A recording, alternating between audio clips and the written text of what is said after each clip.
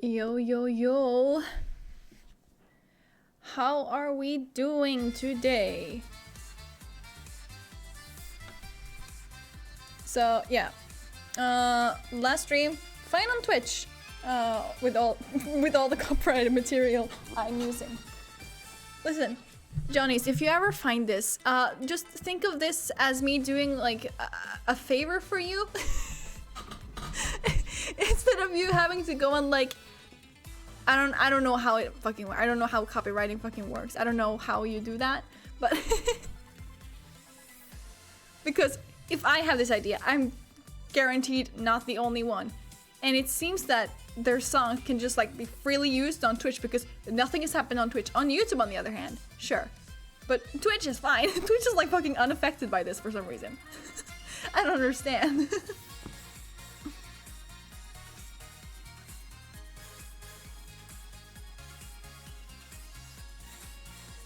You're expanding the West music into the Little West. I mean, you're not wrong. You're not wrong. But I have the feeling that Johnnies would not appreciate this. Which is right. And it's their right to feel that way because it's their copyright. Literally, it's their right. So...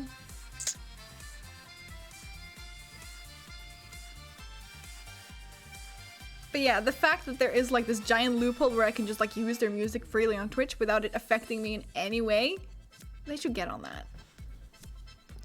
Not saying they should like fucking remove my channel or anything. I would not like that. No, thank you. But yeah. Now I'm just gonna sit here and wait for like 10 more minutes. Because I don't want to start before it's actually 7 p.m. here. I want to ask you how you're doing, but I know how you're doing. We literally spent like the last few hours watching Pokemon together.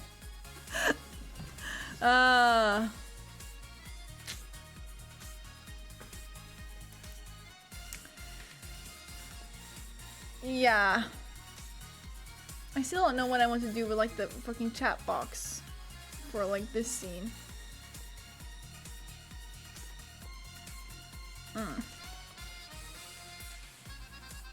It's a person I haven't ever met in my life before. How are you doing?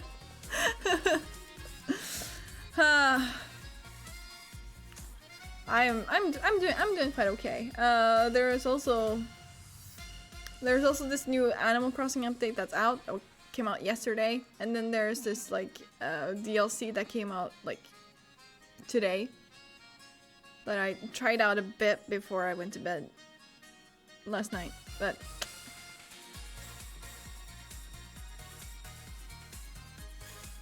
I don't know, I kind of want to stream that, but also at the same time I'm like RT was playing that. Yeah, he's playing that right now, I believe. I'm pretty sure he said he was gonna stream for like the entire day, so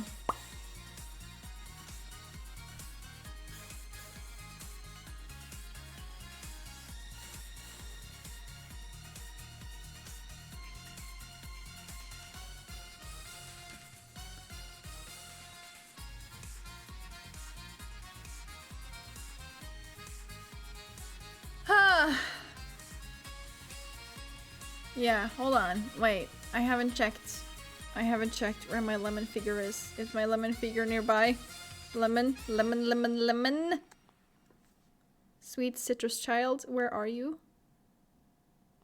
I was last updated yesterday, so I haven't heard anything else. That sucks. Ooh, is them boy close? Maybe. But here they don't deliver mail. Outside of like the regular weekdays, so like Saturday and Sunday, there is no mail. So if I low-key want to go and like check my mail right now, but it doesn't say here in tracking history that it's been delivered, so I don't think it is. No post on weekends, it really sucks. It does. Like I was used to no post on Sundays because that's the day of rest here in Norway. So like everything is closed. Well, most things are closed anyways. And yeah, but Saturdays, when they brought in Saturdays too, I was like, why Saturdays too? Like, what? then I just have to wait for like even longer for mail. It's annoying. Gotta love those Christian values. Yeah. That's exactly what it is. I haven't connected my fucking controller. I just realized. Oops, sorry. Just knocked the microphone a bit. Yeah, we are finishing this bitch today. I am excited.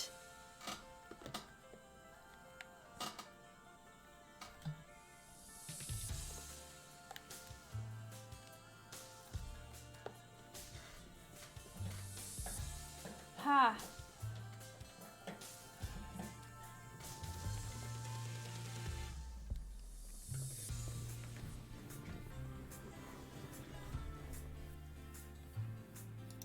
Did I pin that? I did not.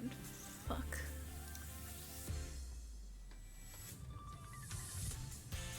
I still cannot get over how Dirk has been dead for so long. Yeah, I know, right? I love how that surprised even me. I was like, wait, no, that's right. I fucking forgot about this. Wow, I love going through my fucking browser history. And there just being like a lot of fucking pop-up ads. Gee, I wonder why. Where could they possibly have come from? Where in the hell is the fucking thing I'm looking for? Oh, that's from yesterday, so it's gotta be down here somewhere.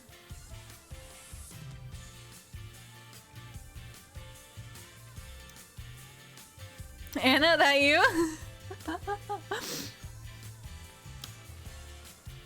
There, I found it.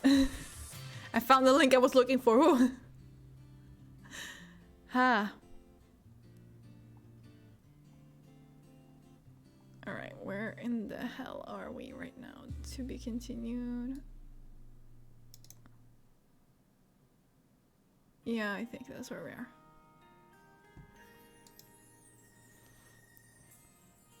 She's best girl even though she looks very different occasionally. Listen, I honestly get so excited when she shows up with new pictures. I'm like, oh yes! Go Anna! It's so dumb.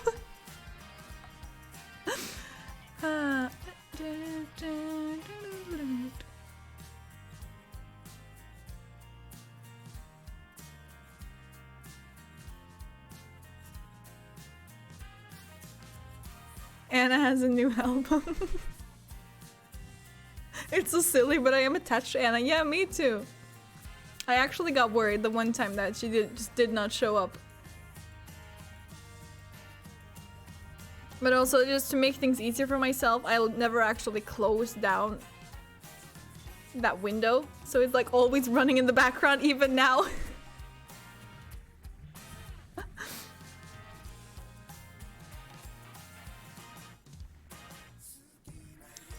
The website we use to watch Pokemon is running in the background.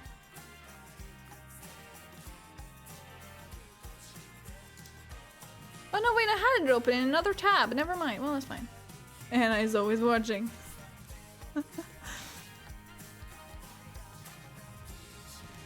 Ah.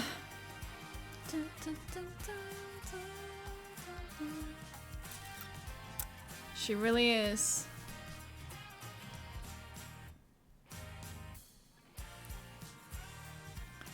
Though nothing was as scary as the fucking casino ads we got like out of nowhere, and there is no source for them. The voice ads, please. Oh my god, it's like for an online casino or something, and I'm just like, oh my god, where the hell is it coming from? But I can never find it. It's nowhere. So I assume it may be in like one of the ads that I have like quote unquote removed. I don't know. It wasn't Edge. I'm not ready for those jump scares in Pokemon. Yeah, same.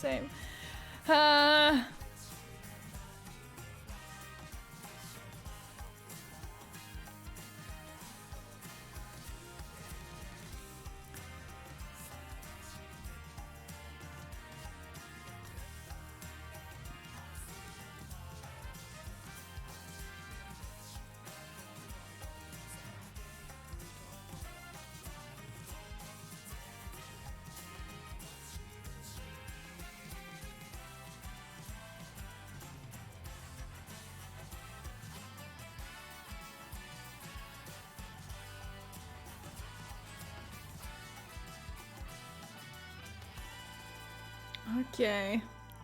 Just one more minute. I think I can just like switch over to this for now. And then we just wait.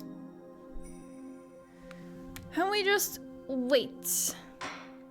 I don't want to start until like exactly 7 here.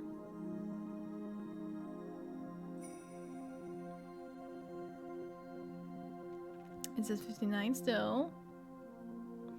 Oh, I also need to find when the last bad ending is. Well, technically there are like 2 more, but... There we go. Load. Alright.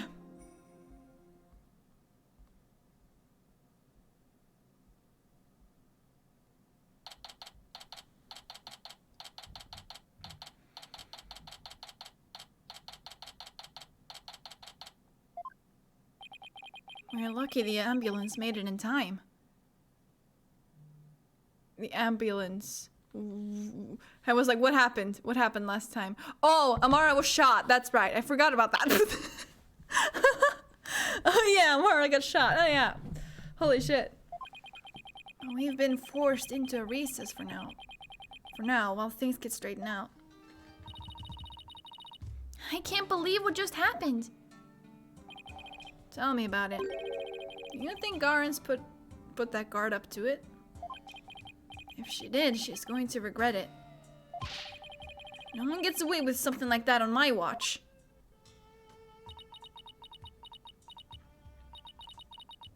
Poor Queen Amara. Your benevolence? Any news on her condition?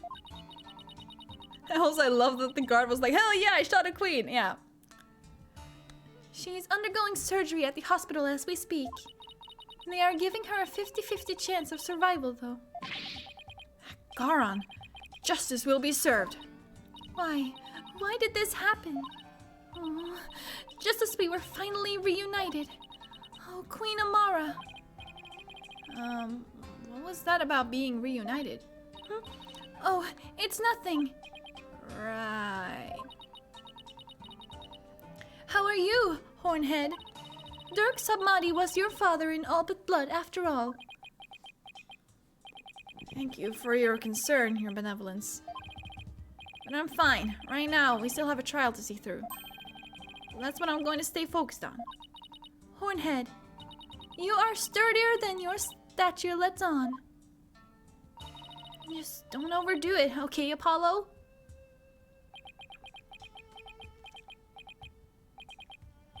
Dirk, that was a real shocker, alright? Can't believe the dragon is dead. That's... Say, AJ, I was wondering, when Dirk disappeared after I freed him, that's because Amara turned back into herself, right? Yeah, I suppose so. But I don't know if it was because Dirk's spirit willed it, or if it was a part of Garan or Amara's plan. Man, our dream of revolution. Now what are we gonna do? Is this it? Don't give up yet. There is a very good chance that Garan is the real culprit in all this. And if we can prove her guilt in court... Yeah, you're right. That could be just the push we need. The dream lives on. Yes, it does. You know what that means, AJ? The fate of the revolution rests squarely on your shoulders. Well, thank you. Thank you, Dads. That really helps. All in a day's work. Who am I kidding? That's a ton of pressure. This is what Dirk gave his life for, so I have to do this for him. Maybe continue on his legacy? Turn Dirk into a martyr.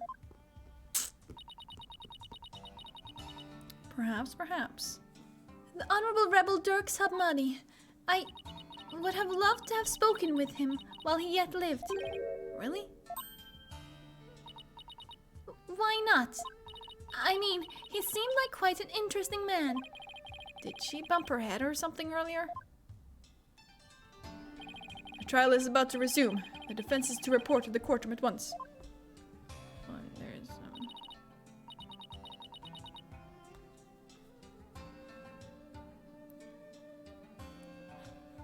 Already? After what just happened? first thing Garan will do is respond to that last accusation. So you'd better stay on your toes, Apollo. I will, Mr. Wright. You're not Garan. Here comes justice. Wow, Rafa, she really has changed. Yeah. She really has.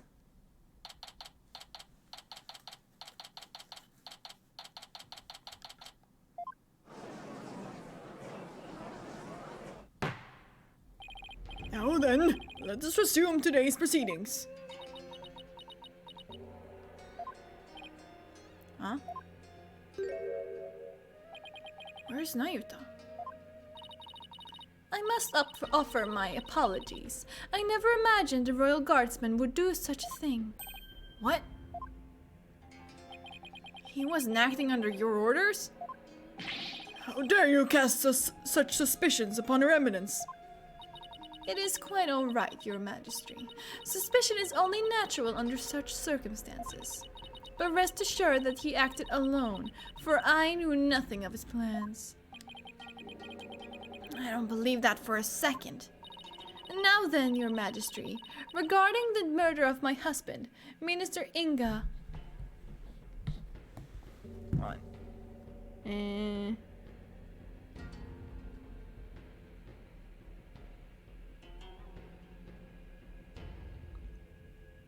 Okay. There's something here about the final recess. Does it say in the fucking guide that there is a recess? Don't think so. So I just have to play it by ear, I guess. Whenever there is a recess, just fail it immediately. To get a bad ending. Well, a bad ending, not really, but it's unofficial, I guess. An unofficial fifth bad ending, yeah. Can you really continue if the defendant turns out to be dead and a key witness was just shot in court? She can change the law at her will. Did you forget about that? I would like to offer a new possibility. A new possibility, you say? Indeed. For during the break, the real killer confessed to me. What? Bailiff, call the witness to the stand. The real killer confessed. What you got up her sleeve this time? I have a really bad feeling about this. Who we thinking? I mean, I think I know, but who we thinking? Huh?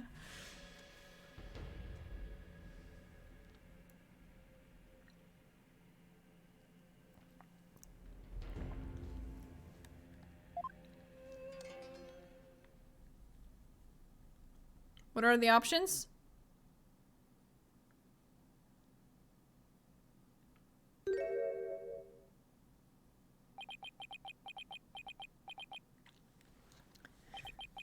Oh yeah, hi Bengi. You what?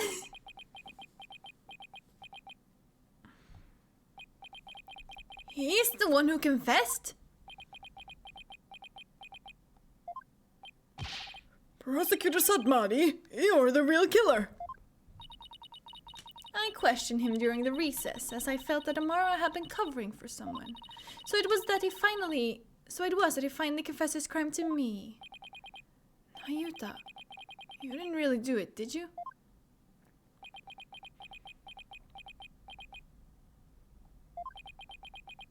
Yeah, we get it. Dot, dot, dot, dot, dot, dot. We get it. We get it. Thank you. Her Eminence speaks the truth. Shut up! It was I who killed Justice Minister Inga. Nayuta!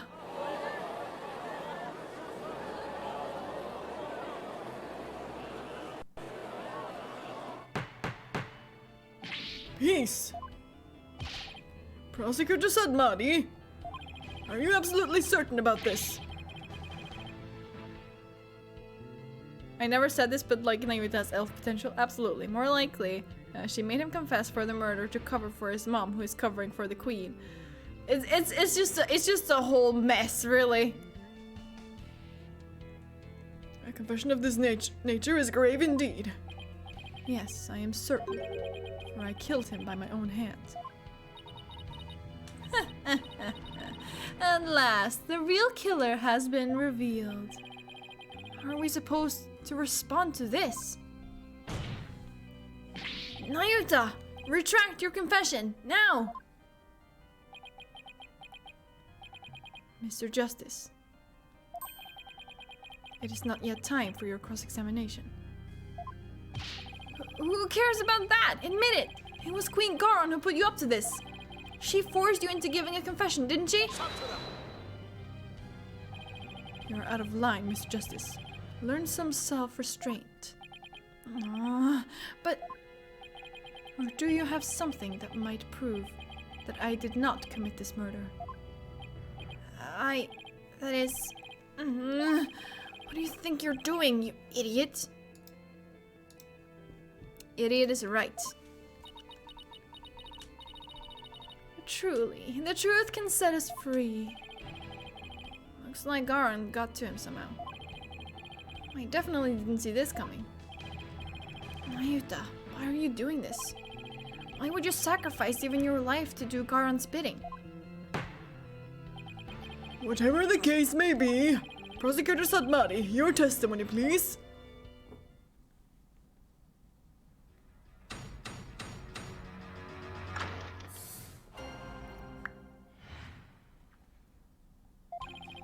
I could not remain silent while Her Eminence fell under suspicion for this crime. It was I who murdered Justice Minister Inga. He had to die for the future of Khura'in. I consider it divine judgment cast upon a fiend who sought to assassinate our monarch. My mother was simply covering for me. I am ashamed I let her go so far for my sake.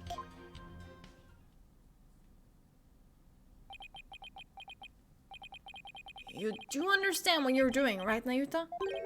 You're sentencing yourself to death if you're found guilty.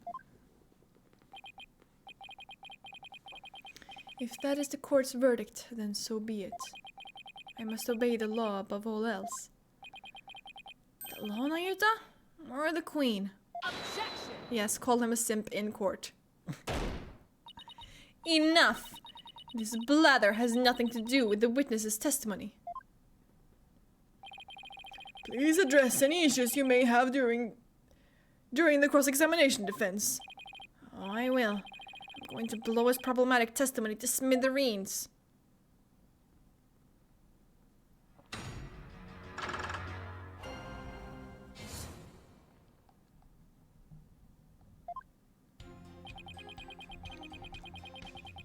I thought she said that his bladder has nothing to do with his testimony. Well, it's not wrong. Hold it! I just press everything. You kept quiet all this time, even though you were the real killer. And I was like, Von Karma is here? Von Karma, who has been dead for years, is here? Yes, and I accept that what I have done can never be forgiven. But I never imagined suspicion would fall upon the queen herself. Prosecutor Sabmadi has placed the future of our kingdom above his own life. He is taking responsibility for his crime and is showing his loyalty to queen and country. Without a monarch on the throne, Khura'in would be plunged into chaos. Hello, Rayfa is right there! I could never wish that upon my homeland. That is why I had to let the truth be known. What a bunch of baloney. I'm going to ask you again, Nayuta. Did you really kill Minister Inga? Yes. No matter how many times you ask, Mr. Justice, the truth is immutable.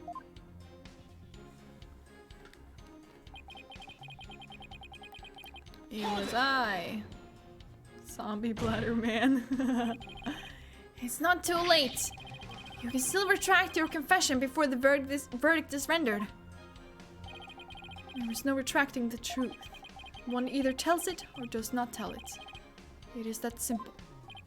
Why do you always have to be so stubborn, Nayuta? I hate how you never listen to reason once you get like this. I think we'll need some evidence before we can get him to retract his confession. Either that, or we'll have to force a retraction out of him by appealing to what's in his heart. It's not going to be easy either way. Prosecutor Sadmadi, what was the motive for your crime? He had reason enough to kill Minister Inga. He had to die for the future of Khura'in. Hold it! What do you mean by that? Minister Inga was planning to assassinate Her Eminence in the coup d'etat.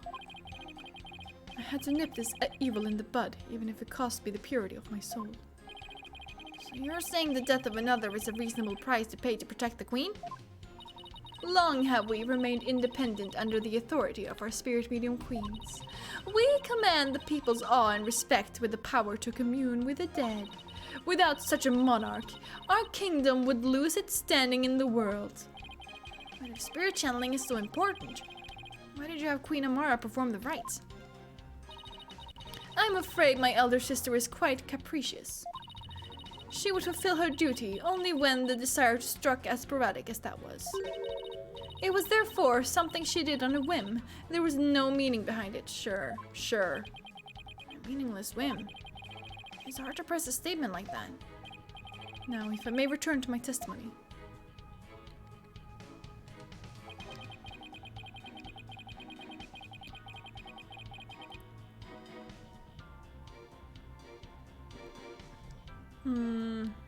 Hold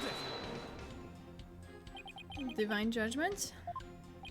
Yes, I render judgment upon the minister on behalf of the Holy Mother. Are you saying the Holy Mother guided you?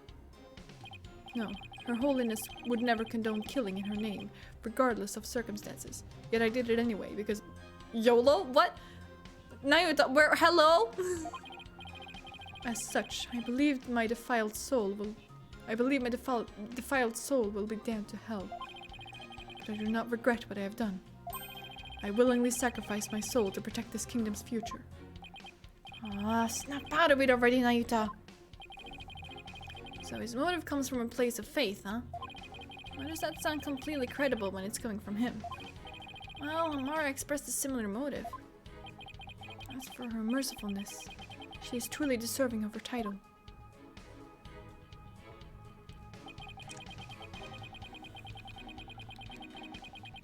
Hold it! My mother was covering for me. So you killed Minister Inga, and Queen Amara staged the crime? Is that how it went? Precisely. My mother is as clever as she is kind. She sought to conceal my crime by taking all of the guilt upon herself. Yet another lie. I need to poke a hole in his testimony, but how? I wonder, what does it say about me that I like Garen's hand movements more than Amara's? That you like hands? I don't fucking know.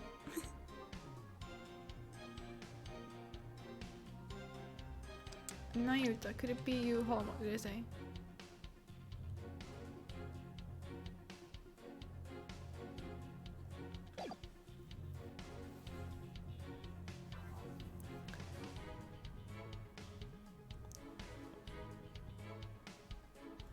Amara's hand movements are just so weird. I think here it has to be Naina's real identity because told Amara what to do that just does not seem to fit. So I'd say a real identity. You didn't realize that Naina was actually Queen Amara, your own mother. That is not as strange as you might think. Much time had passed since we last met after all. Right, 23 years ago, was it? When Dirk saved her after the supposed assassination attempt. No, Mr. Justice.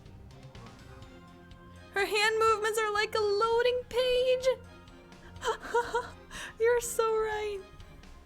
No, Mr. Justice. It was 15 years ago that Dirk abducted my mother. Huh? That's weird. Are you sure about that? I remember it clearly. I was around 10 years old at the time. Nayuta, please add that last statement to your testimony. I have a feeling I know where this is gonna go. I was reunited with my mother, Queen Amara, 15 years ago when Dirk abducted her. Let's press this first, though.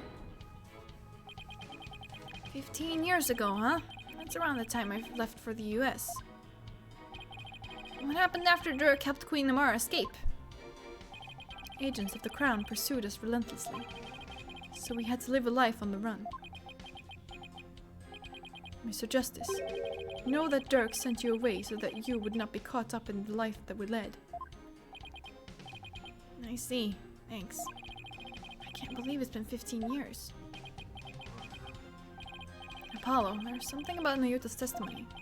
Yeah, that discrepancy's a bit hard to miss. What could it mean? So Nayuta got to meet his mother.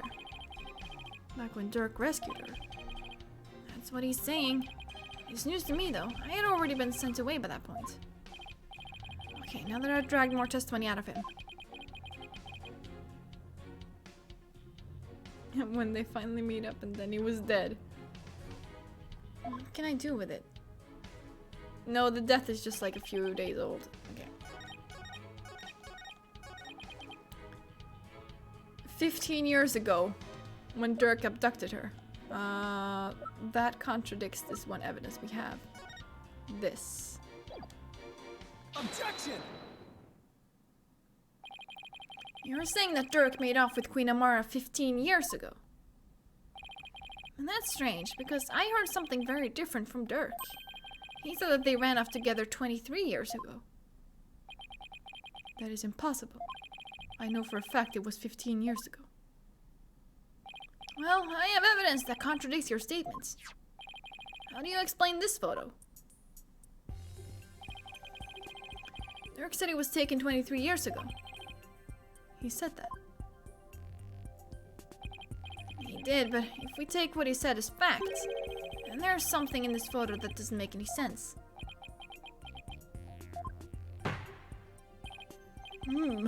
This isn't making any sense to me, so I suppose I should ask. What does not make any sense if the photo is only 15 years old? The child. Take that! Otherwise, Nayuta was a very small 10-year-old. Yeah. Nayuta, this discrepancy may not be directly related to this case, but I don't think we can simply overlook it either. Dirk said the baby in the photo was you. That doesn't make any sense if the photo's only 15 years old. After all, you said you were around 10 then, right?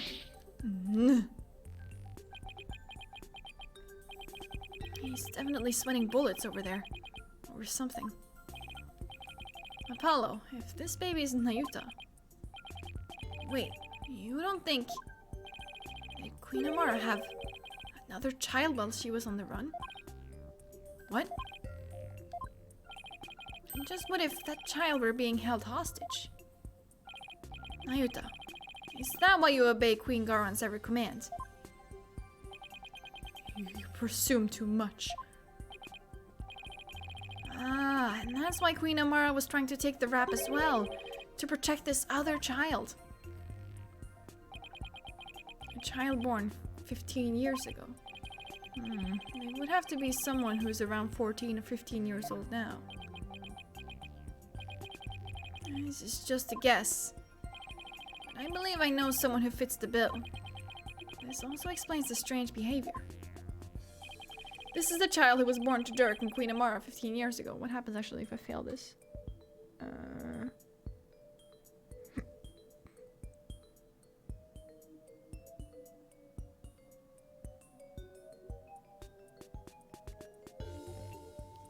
It might be here. This is indeed a soap opera. Trucy, Athena, Phoenix, Nayuta, Dirk, Dats, Emma, Edgeworth, Maya, Inga, Rafa. Hold on, let me save here. I believe if I actually get this wrong. Oh, or maybe it's Edgeworth. Oh, it's gotta be Edgeworth. It's gotta be Edgeworth, obviously. Hold on.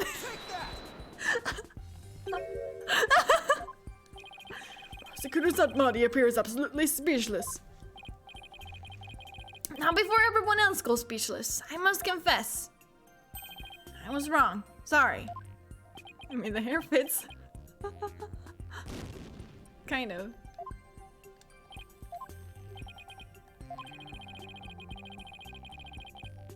Think about how old the baby in this 15-year-old photo would be now. Who do we know that might fit the bill? It's Trucy. I got it this time.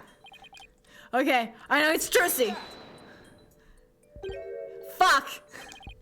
Okay, hold on. I know who it is. I know exactly who it is. Hello, Mom. I know exactly who it is. All right. Okay. All right. Child was born Dirk and Queen Amara 15 years ago. It's gotta be... That's! It's that's! Fuck, it's not that! Damn it! Okay, okay. Okay, hold on. Oh my guys. This is so hard, guys. I can't. Why is it so hard? Hold on.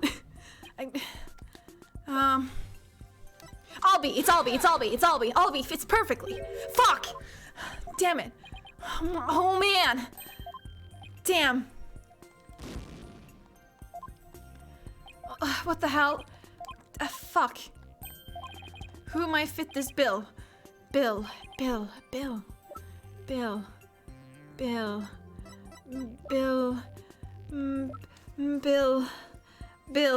Maya, it's gotta be Maya. Yeah, it's Maya. Oh my god, maybe it's right, you're right, maybe it's right. Hold on. Okay. Fuck, it's not Maya. Fuck. Okay. I have heard enough. This trial need not be drawn out any longer. In light of the fact that Queen Amara is still alive and well, the charge of the murder against the accused Turk Sadmadi for the attempted assassination 23 years ago will be dropped. However, with regard to the murder of Minister Inga, the defense has failed to invalidate the confession of Prosecutor Sadmadi. Therefore, this court must accept this confession and hand down its verdict.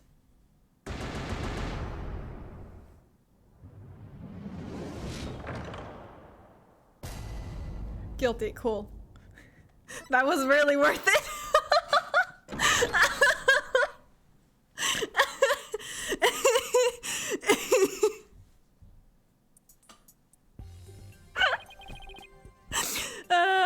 No, it's Rafa. God.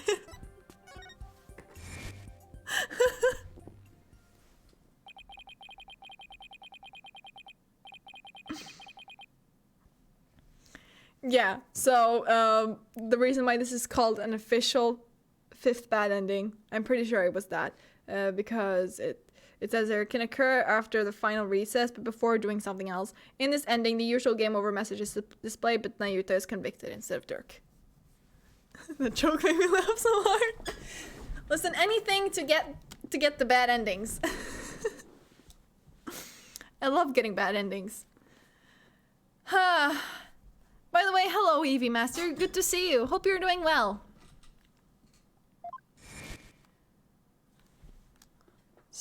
Strange statements I made. It don't make sense.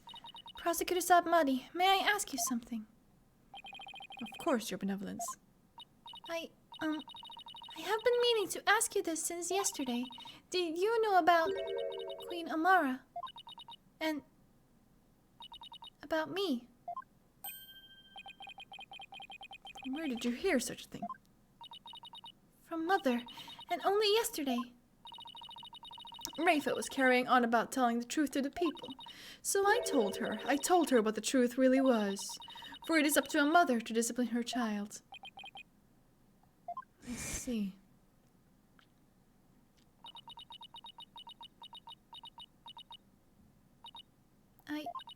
I cannot accept this. Is something the matter, Your Benevolence? Queen Amara is lying. It makes no sense. Queen Amara would not have killed my father. Why did this happen? Oh, just as we were finally reunited. Oh, Queen Amara. Oh, I see, Nayuta. Why you do what you're told.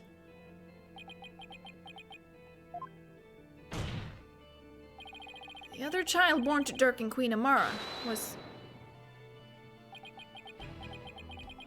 Mr. Justice, I believe I know what you are about to say. But I cannot allow you to name an innocent soul as the child of terrible sinners. I thought you might try to stop me. After all, simply revealing this information endangers who you've been trying to protect. I think this should make it clear what I'm talking about. This is the chink in your armor, the reason why you fear for your siblings' reputation. Oh.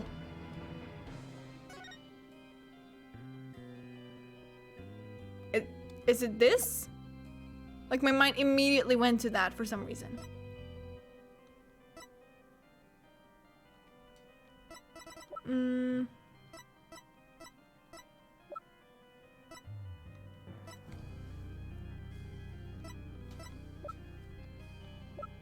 Yeah, it's gotta be this. Take that! It's not. Never fucking mind. Oh my god. Okay. Fine. I'm fucking wrong. Bad news from Rafe if it became known that she was fathered by Dirk. But there's gotta be something that shows why. What do the other documents say? Yeah, I should probably read those documents, huh? Take another look at the evidence. Nayuta.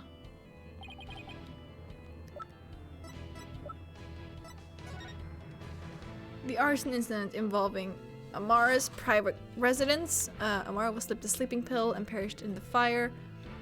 The lighter found at the scene had Dirk's fingerprints on it. Apollo's throwing Mission's father. I don't think that has anything to do with it. As the son of the terrorist Dirk, Nayuta was expelled from the royal family. Here it is! Oh my god! That's it! Page 34. Okay, I see. Take that! And that is a file full of information that Dirk collected on what happened 23 years ago. Of particular note right now is what's written here. The sins of the father are visited upon his children. This deeply held idea is why you were expelled from the royal family. Which means it wouldn't bode well for your sibling either. If she were revealed to be Dirk's daughter. It's gone! You became a prosecutor to bring down Queen Garon. And at some point, you came to serve the very regime you despised. And that was because the Queen found this chink in your armor. Wow, I thought the generational punishment was only a North Korean thing. I don't know enough about that, so I can't really comment on that. It's how she came to use your sister against you.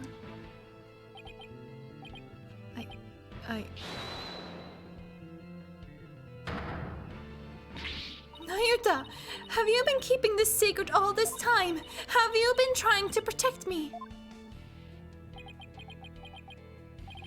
You're an innocent party to all this. I live only to safeguard the law and serve the country and queen from which it flows.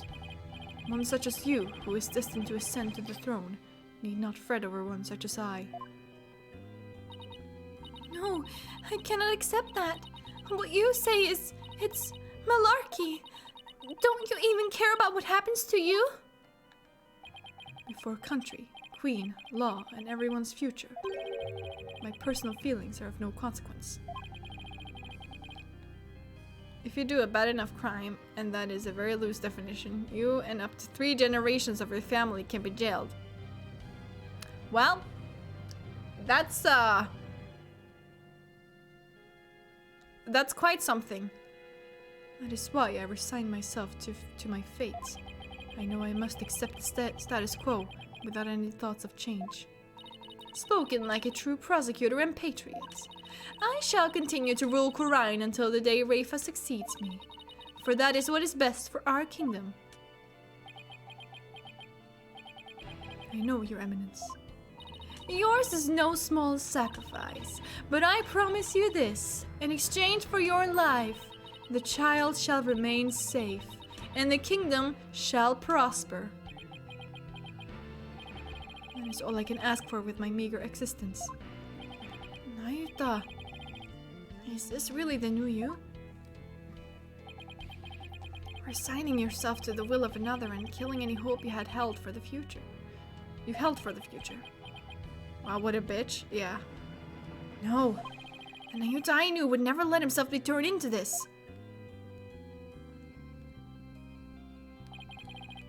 Now, Your Majesty, if you would hand down your verdict. Objection!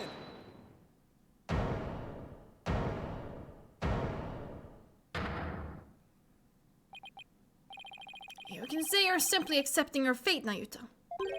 And I know that deep down, there is still hope in your heart. Oh, Holy Mother, preserve me. It's the kind of hope that perseveres through the most desperate of times, and is what binds you, me, and Dirk together, as a family. I know, because this has demonstrated to me that you haven't lost all hope yet.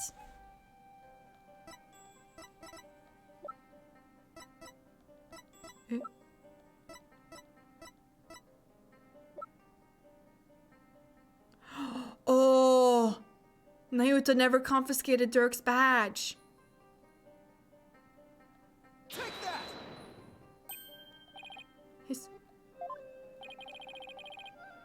When you interrogated Dirk, you confiscated all of his possessions as potential evidence. All except this. Did he take your attorney's badge too?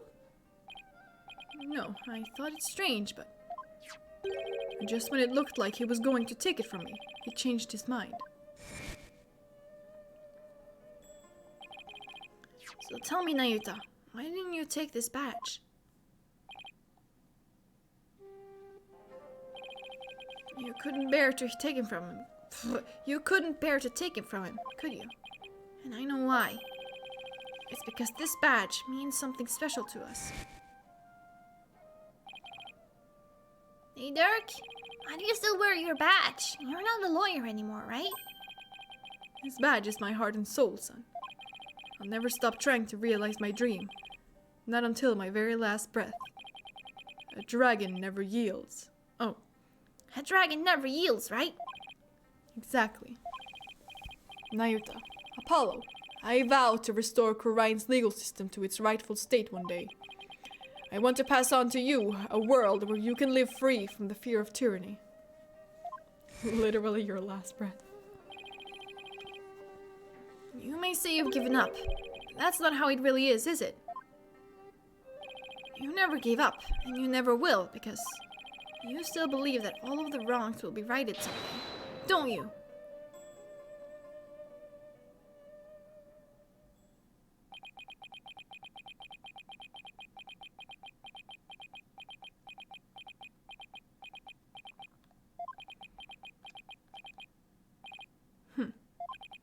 You are very perceptive, Mr. Justice. It may very well be as you say.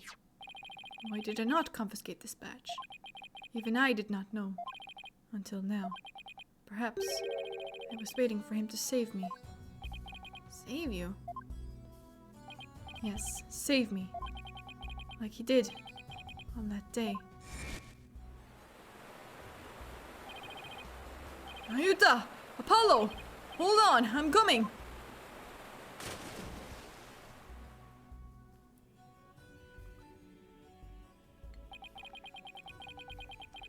My father wouldn't risk his life to save his own children. Nayuta, Apollo, don't you ever hesitate to call when you need me, understand? Someday, we will come and free our family from the chains of the past. Perhaps, deep down, that is what I believed.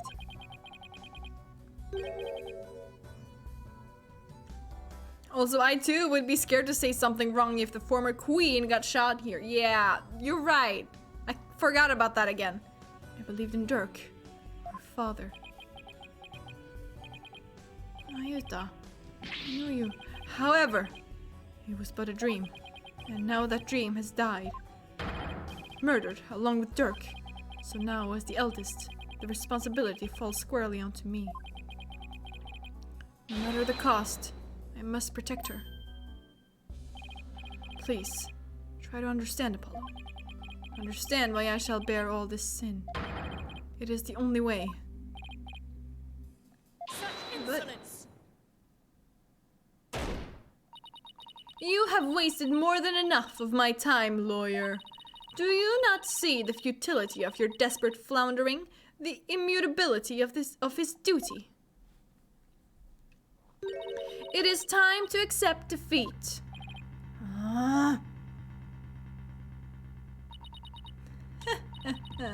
Now watch as the hammer of justice comes down upon your dear brother.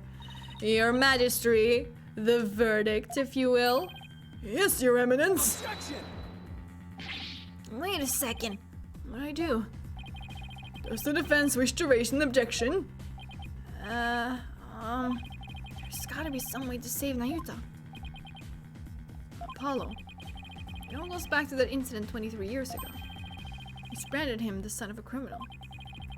So if we could once and for all prove that Dirk didn't try to assassinate Amara, right, Nayuta and Rafa's father would no longer be viewed as a criminal. I thought there wasn't any evidence left, because it was all destroyed in the fire. And Dirk investigated the matter for years, but never managed to learn anything new. Really? Nothing at all? Would an exceptional lawyer like Dirk try that long and really uncover nothing at all? He had over 2 decades, Apollo. Huh? He's right. I doubt Dirk would have gone to his grave without discovering something new. He must have secretly planted something to topple Garan with somewhere. Take another look at the evidence. You just might find what we need to break out of the situation within there. Dirk. Got it. If the defense is done stalling for time, I shall now render my verdict. No, wait. About the assassination attempt 23 years ago. The defense has some new information it would like to share. You do? Well, we had intended to deliberate that case in the course of this trial. Dirk, can you leave something behind for me? Is there some connection I'm missing here? Very well then. What is the source of your new information about the case from 23 years ago? Ah, fuck, no. Damn it. Actually, let's go over here first, because why not? So, if we go on page 20. Apollo's roving musician father got caught up in this incident and lost his life. He was struck in the head by the culprit. The victim's passport and any pictures of him were burned up in the fire without knowing his real name. No divination seance could be performed. It is the picture. I just wanted to show that first because that states what we knew or what they knew from like the first trial pretty much. But here it says a picture of my biological father, Jove Justice, who died in Qurain. Take that! A photograph? Yes, and do you recall the traveling musician who died in that fire 23 years ago? How could anyone forget such a painful chapter in her history? The poor fellow was caught up in the blaze that was meant for Queen Amara. We never knew his identity though, as his belongings were burned to ashes. Well, how about that? The truth is, it was my biological father. Oh? What? Oh, she is pissed!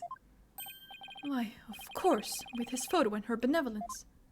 Exactly. We might be able to prove Dirk completely innocent. And that would free her from the infamy of having criminal blood in her veins. Because here in Qurain, we can witness the final memories of the dead. What utter nonsense!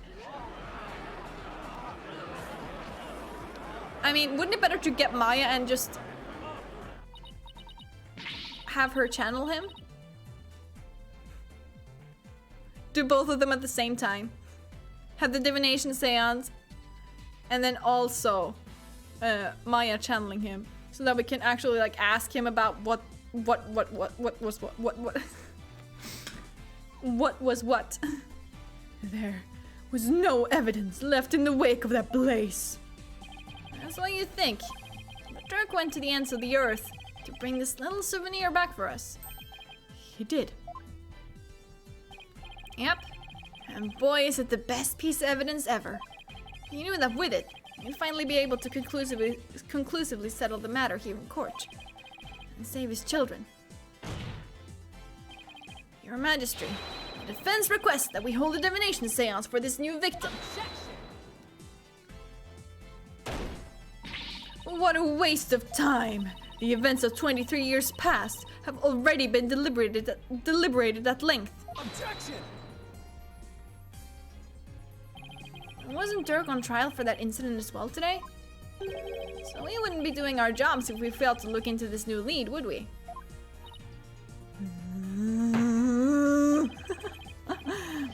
As the presiding judge, I will now share my thoughts on the matter.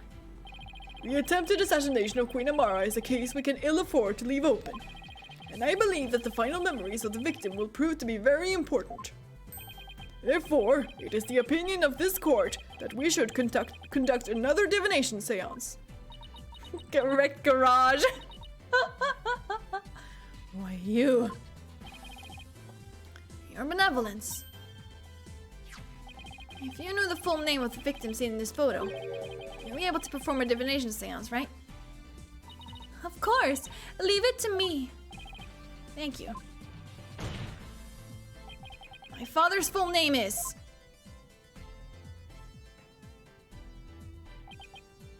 Jove Justice. I think a lot of cases could be solved easily if you get Maya to channel the dead. Well, sure, unless like in Gregory Edgeworth's case, where they just don't know what happened for various reasons.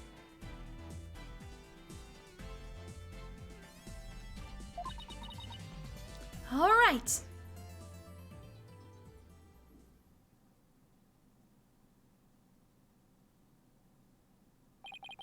Now, your benevolence, please commence the divination seance when you are ready. All right. I'm gonna let this play for the last time. O Holy Mother, we hold this divination seance in your name. Let the eyes of everyone here be clear, and our ears be unstopped. For a moment I was like, oh, Raifa's green eyes. She's the one the psychic lady spoke about. Dance God. of devotion, guide the victim's soul to me, so that we may receive We've been watching their too much final Pokemon. memories in the pool of souls.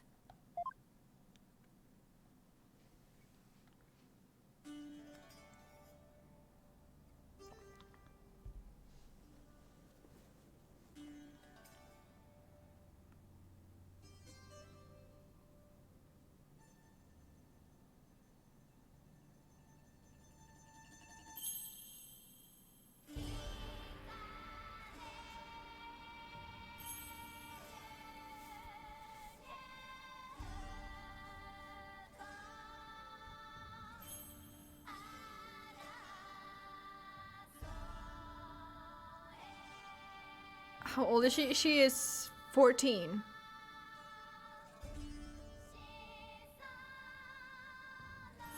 Her voice is like 20s.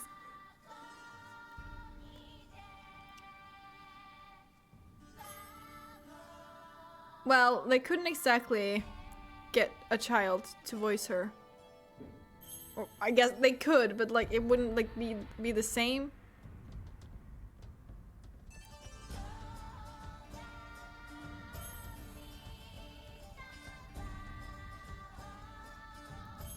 I'm not explaining this like well at all. I'm not explaining it at all actually.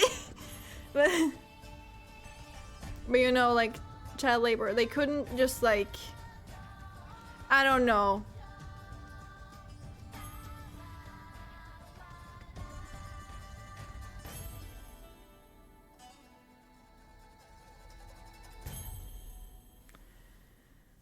All right, here we go.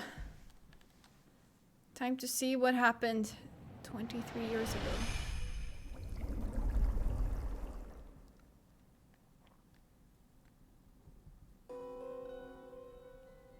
Heat burning. Crying.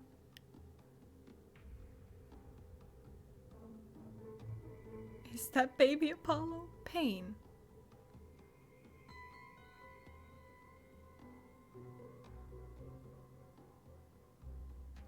Metallic sound.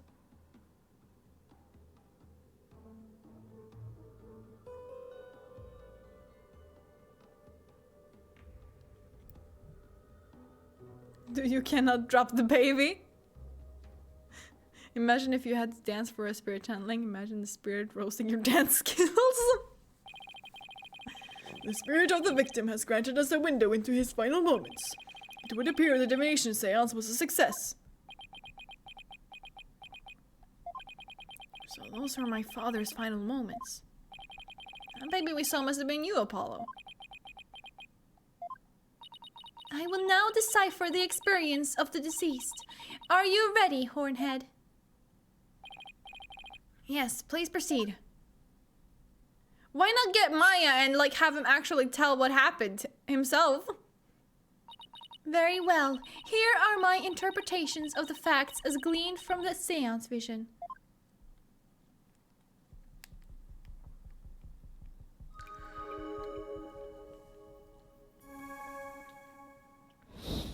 But I guess they couldn't have like two people on the same screen at on the same screen at the same time because that's the thing from the investigations games and also in the Great Ace Attorney. So yeah. Someone attempted to assassinate Queen Amara by setting her residence ablaze. Hornhead's father happened to stop by and was knocked out by the assassin. Dirk's fingerprints were discovered on the lighter found at the scene of the crime. That is how he was determined to be the assassin. Hornhead's father tried to save his son, but sadly, he perished in the attempt.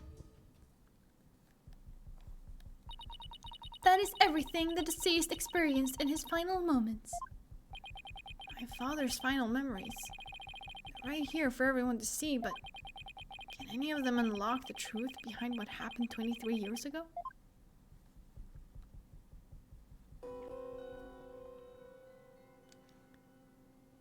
There was like this one part that I wasn't really paying attention to. It was after he dropped Apollo.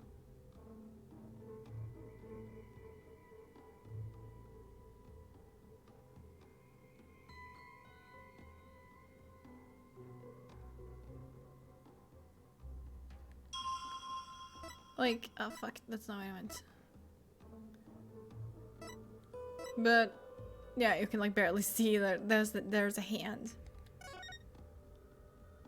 That is a glove. That is indeed a glove.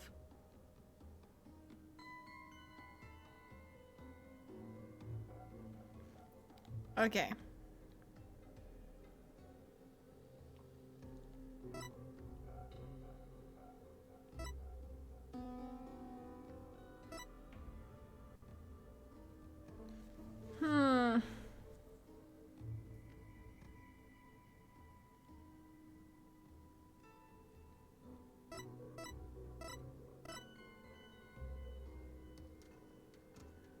Oh, you're right! How can Dirk's fingerprints be on the lighter if they wore a glove? Oh my god, you're so right. Does this work? Objection! You're so smart. Dirk's fingerprints were discovered on the lighter that was found at the crime scene. However,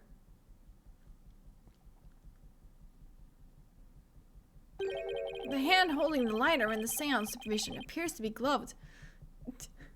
I love how you can't even fucking see what the fuck it's supposed to be. I believe you're right. What could this mean? It calls into question whether the hand in the vision really was Dirk's. If only we could make out the details a little better. Very well. I will attempt to focus a bit more on that what the deceased saw.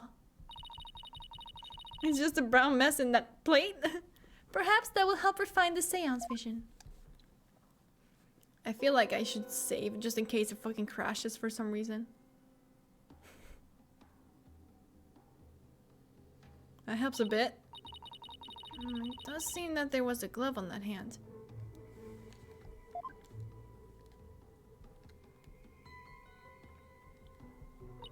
Still, what significance could that have? It means that Dirk's fingerprints got on the lighter at some other time. Somebody could have even put them there after the fire. Objection!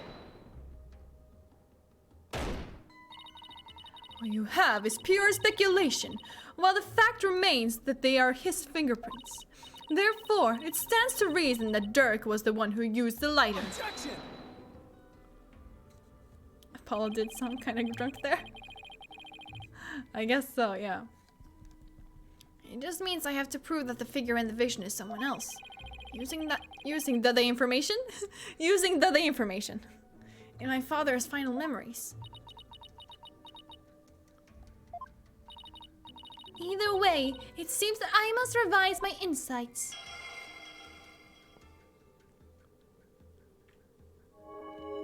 But if someone had put his prints on the lighter after the fact, then we know not to whom it belongs. Hi. The information is the best information. Okay, she's updated her insights. Time to go over them and see if there are any new inconsistencies to be found.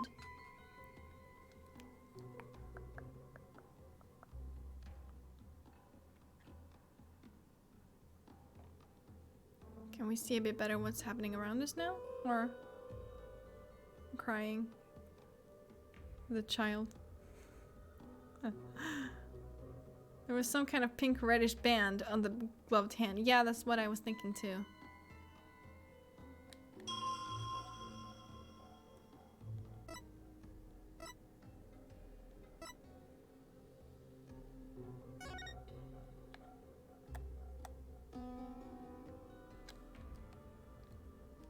Objection! Yes! What if the criminal is Dats? Wait, and this means that the real culprit is... Let me just save. I forgot to do that. The figure in this vision is clearly not Dirk. The distinctive band around the wrist gives their true identity away. Ah! That design... It can't be... This will prove just whose hand was captured in the seance vision.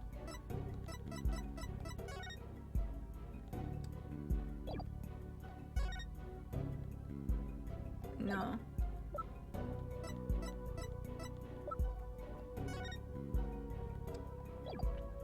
It must be Inga. It can't be anyone else. I don't have like any other...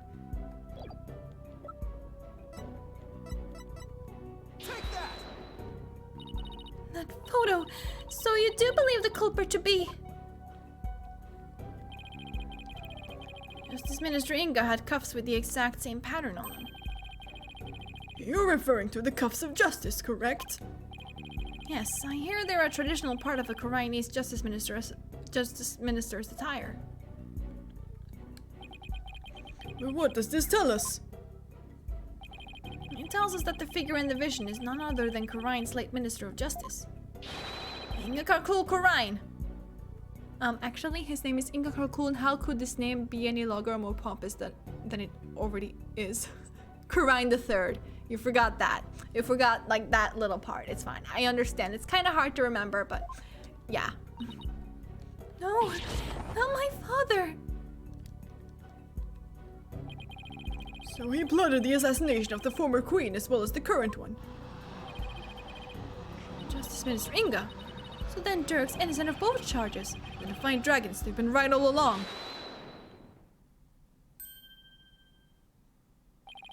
Nayuta? What you've proposed is not possible, Apollo. For back then, Ingakul Korain was not the Minister of Justice. What? The Justice Minister 23 years ago was... No. Fuck off.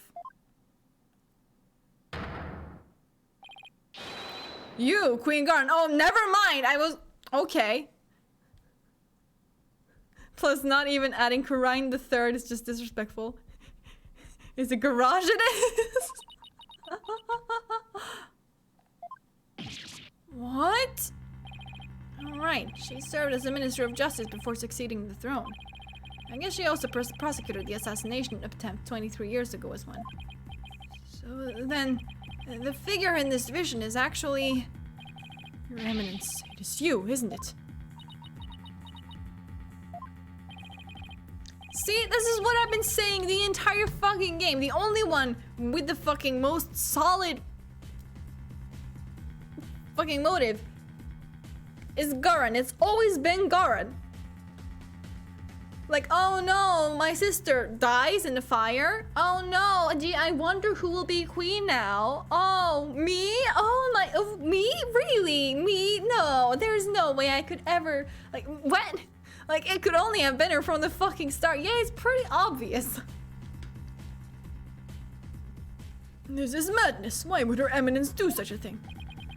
Because she would ascend to the throne. Exactly.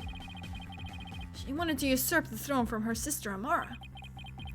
That's why she tried to assassinate her?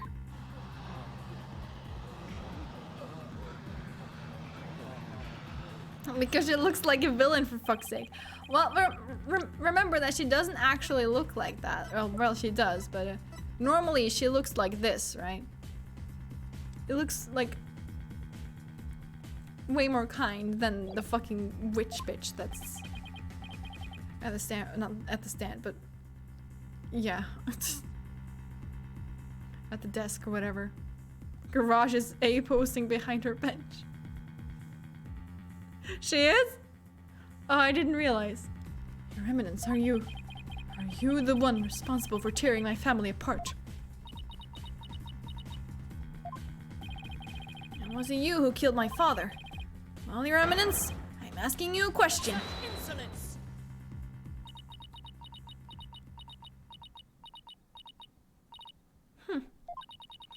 Peasants.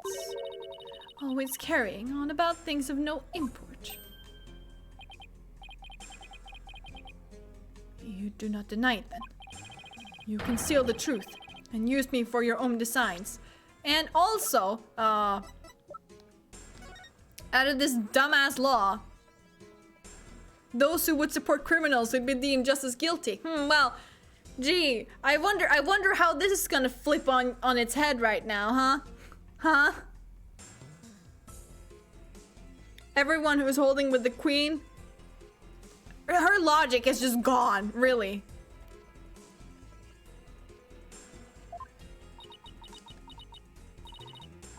Oh, Nayuta, spare me your feeble-minded line of questioning. Even if Dirk were cleared of all charges, it shall still be I who decides Rafa's fate. You do wish for her to be queen someday, do you not?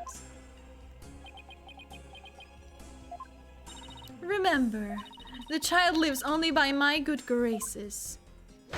Now, kneel before me and fulfill your end of the bargain by offering me your head.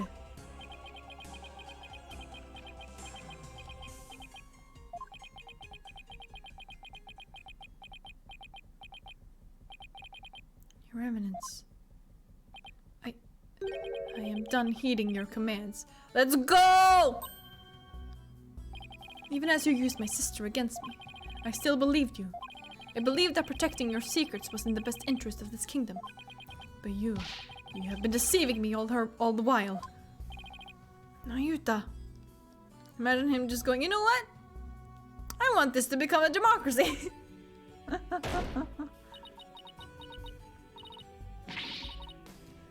A posting behind the bench. Okay, I'll look into it later. Nayuta, you dare defy me? Your Eminence, I can turn the other cheek no more. Therefore, I hereby retract my confession in the murder of Justice Minister Inga. Hell yeah. Retract, you say?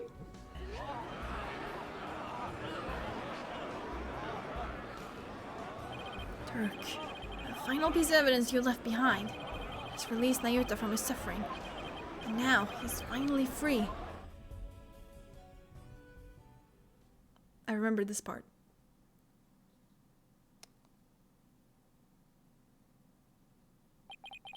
In all this time, not once did I reflect on my own conduct, for I had believed all was fate. Lost in my own sense of resignation, I was unable to wake from my despair. But you, Apollo, you have awakened me with your demonstration of our father's creed.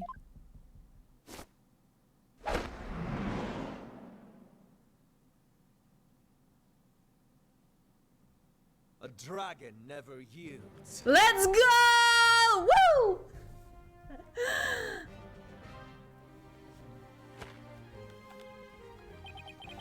I will carry on Dirk's legacy and fulfill his dream. Hear me, Garan. I will cast you down from your bloody throne. Long live the revolution! Yes, elf boy!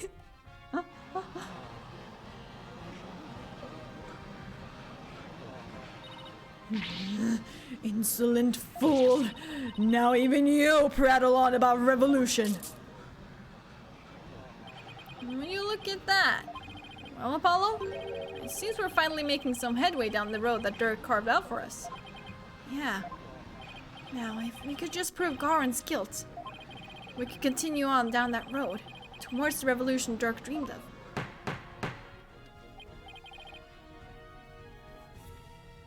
Your Eminence, you have been accused of the crime committed 23 years ago. Would you like to say anything in your defense? Not so fast, your majesty, for the cuffs could have been stolen and used without my knowledge. So you see, they can hardly be considered proof of anything.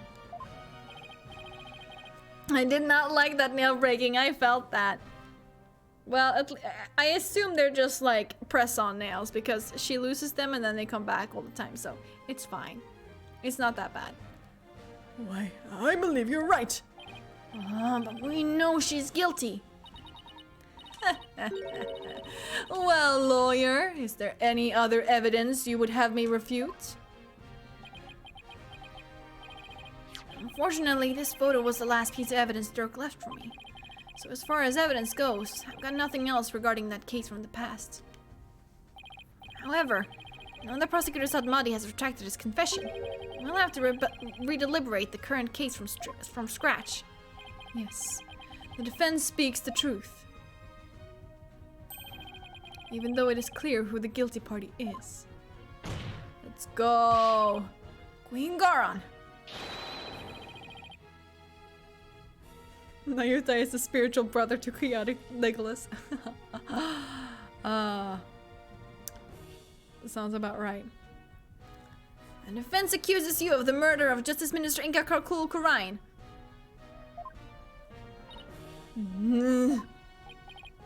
But do you have any evidence, defense? Evidence that will prove Garan was the killer? There is still one more avenue for us to explore, Mr. Justice. There is? Minister Inga's final memories. In them, the minister's killer posed as Dirk. Therefore, one must ask, how did the killer dispose of their disguise? Hey, you're right. A lot of blood would have splattered onto the killer. So the blood-soaked clothes would have to have been dealt with somehow. If they're still around somewhere, then... Objection! I was wondering what absurd idea you would concoct next. Clothing can be disposed of most anywhere. I doubt you could find them now. Then you don't know us very well. Your benevolence. Yes? On the day of your father's murder, you had been watching the courtyard from 2 p.m. Now, during that time, you saw Queen Garan, did you not? Yes, I did. I saw my mother entering the palace from the courtyard, but I was told not to mention it because it had nothing to do with my father's murder. Rafa, you would not dare!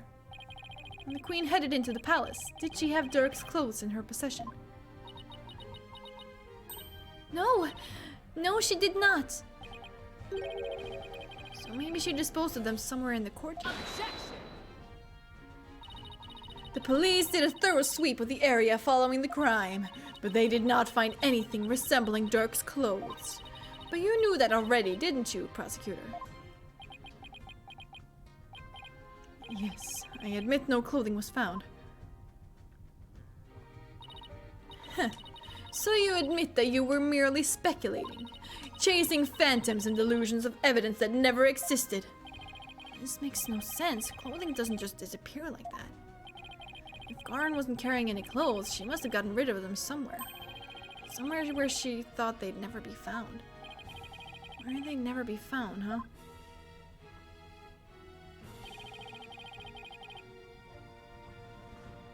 I believe Dirk's clothes were hidden here.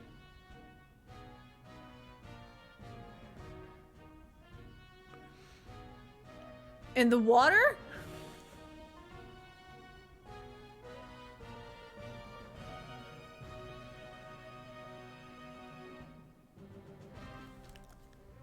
And I forgot, did we establish that Inga was murdered by Garan and that Amara was doing the channeling? Was Amara posing as Garan until Dirk disappeared?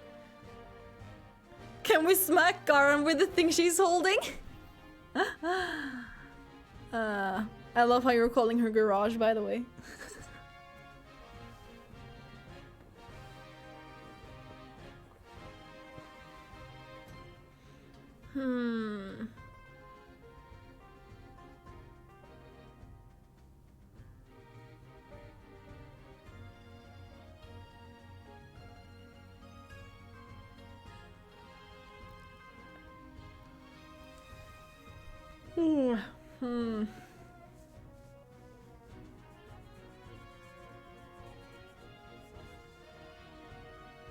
Where could the bloody clothes have been hidden? Like, it either...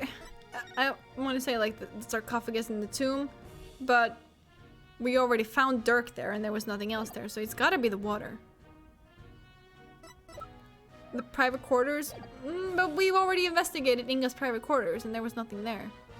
So I would say, like, the water somewhere.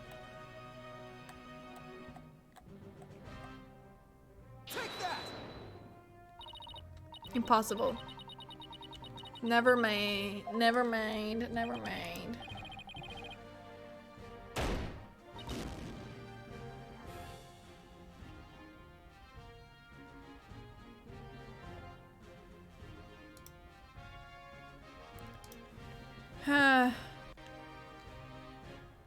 She took the clothes and put them back on Dirk in the So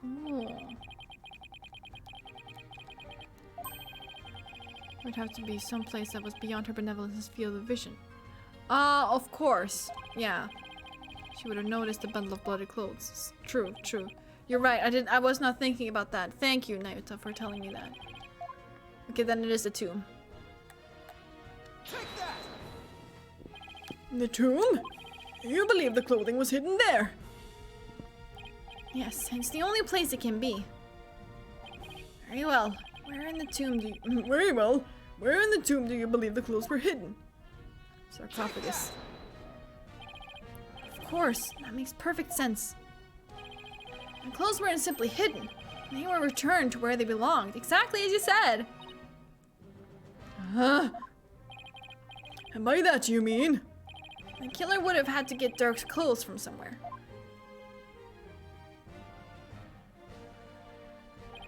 Luckily, they were right there. Yes, of course. At the time of the minister's murder, Dirk's body was already in the sarcophagus.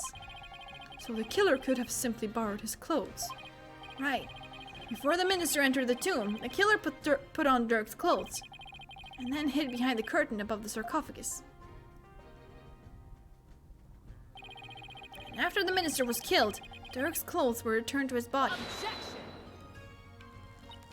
So what?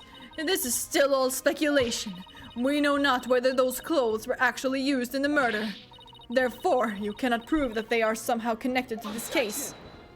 Wait, I was supposed to fail this one. Well, I can go back, it's fine. That's where you were wrong, but I believe you already knew that. Oh yes, I can fail this. Hold on, wait, I gotta fail this.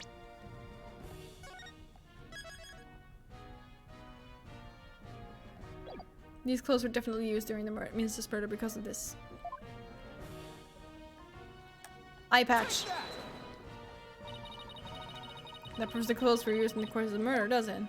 Yes, without a doubt, sure it does. Ministry, dispatch this horned devil to the Twilight Realm. As you command. Yes, please, let me. I'm not ready to go just yet. Because this is here. If justice fails at proving Garon's guilt, the allegations against her are dismissed. That's what I'm working towards right now. Oh, yeah, just continue. Take that! The bloodstains on Dirk's chest prove that these clothes were used during the crime. I beg to differ, Mr. Justice. I believe Detective Sky already offered a suitable explanation for those. Dirk had been shot 3 times in the chest. Oh, right. So then, these bloodstains. Yes, they are the product of Minister Inga's bullets. They bear no relation to the matter at hand. I flubbed that one up. As always, penalty for the defense. Please, yes. Time to think over again. Come on. Come on, I know what it is, but I'll get it right this time. Take that! Blood. There we go. Maybe it's his hair. Now I'm choosing the bloodstains again so I can just skip through the dialogue. I have heard enough. This trial need not be drawn out any longer. The defense has failed to sufficiently establish Queen Garen's culpability. Though a few issues remain unresolved, this court will leave such matters to the police for further investigation.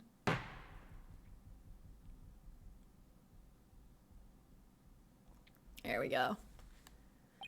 This trial may have proven Dirk's innocence, but we failed to prove who Minister Inga's true killer was, and the truth of what happened 23 years ago will remain shrouded in a mystery. It was all because we failed to prove Garen's guilt.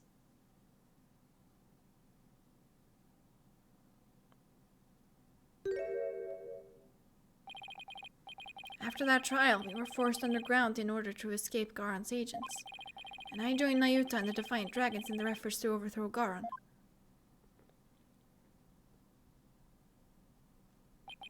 The dragon never yields. We fight on with Dirk's creed in our hearts, and dream of the day revolution comes to Khura'in. There we go. That's it. Cool.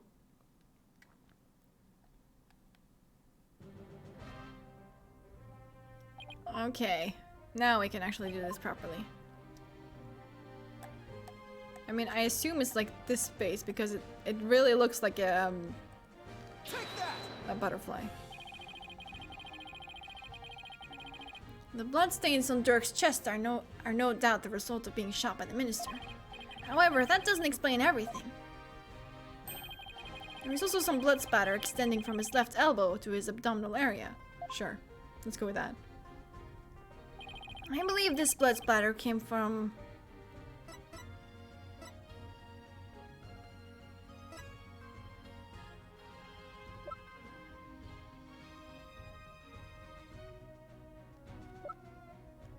Inga, right? Take that! If the killer wore these clothes during the murder, then the blood spatter must have come from Minister Inga. I thought it was all Dirk's, but that makes sense. Only one way to be sure, though. Let's get those stains analyzed right away. Indeed, this may be the conclusive evidence we need to prove the Queen's guilt. Objection! You cannot prove it was I who hid those clothes. They could very well have been hidden by a third party. But could they really? I'd say the possibility of someone other than Garen hiding the clothes does not exist. This blood splatter came from my boss. Oh, because of Phoenix, right? My boss. No, it's just not possible. My brain read Wright's definition, yeah. Your Eminence, I recall you saying the following. The key to Amara's sarcophagus is under the protection of the royal family. My husband and I are the only ones who could open it. Therefore, it would be impossible for some knave to open it. Well, thank you. Thank you for just letting us know earlier in the trial, dumb bitch. That was your own testimony, word for word. Why, you insolent. Admit it. Only you could have hidden Dirk's clothes after they were used in the murder. And that means you are the one who killed Justice Minister Inga. Insignificant worm. You dare accuse me, the ruler of Khura'in? Do not think for one moment that such impudence... I'm afraid such arguments are invalid here in the Sacred Hall, Your Eminence. Because even monarchs aren't above the law.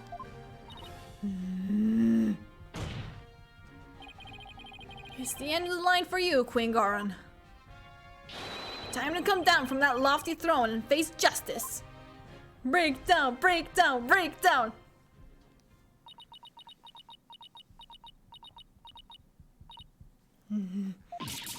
Okay.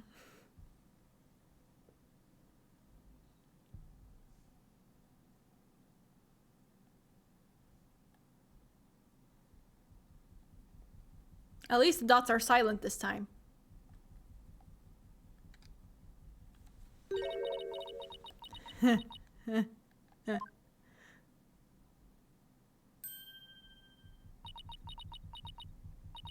Me face justice. Surely you jest. You are in no position to force my hand, lawyer. Oh?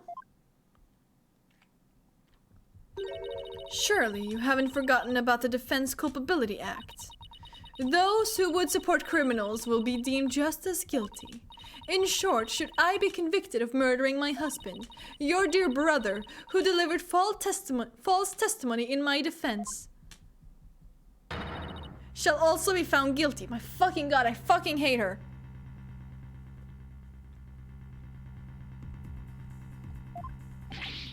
What? That can't be. Can it? By delivering false testimony in the course of protecting a guilty party, he would certainly be judged by this court as having supported a criminal. My god. And the Defense Culpability Act would most definitely come into play. But see...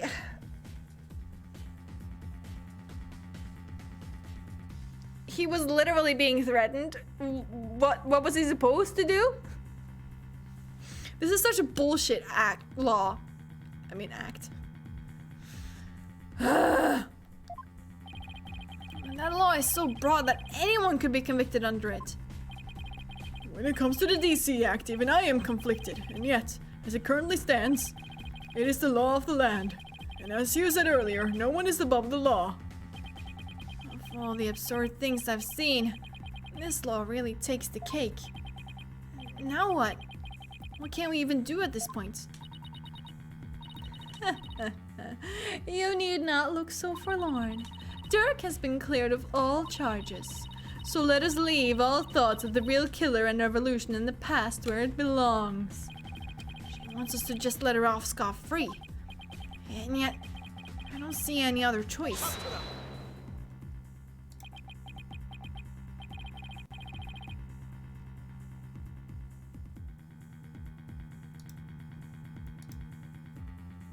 We cannot yield to her here, Apollo.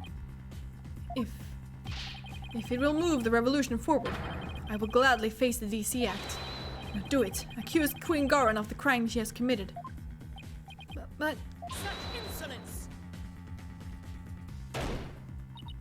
what you speak of is not revolution. Our kingdom will not function without its sovereign. And Rafa cannot ascend to the throne, for she is as yet incapable of channeling spirits. Thus, to accuse me is to wish destruction upon our fair kingdom, you terrorist. Interesting that you were to say that she cannot ascend to the throne, for she is as yet incapable of channeling spirits. Interesting. Interesting how you were to say that.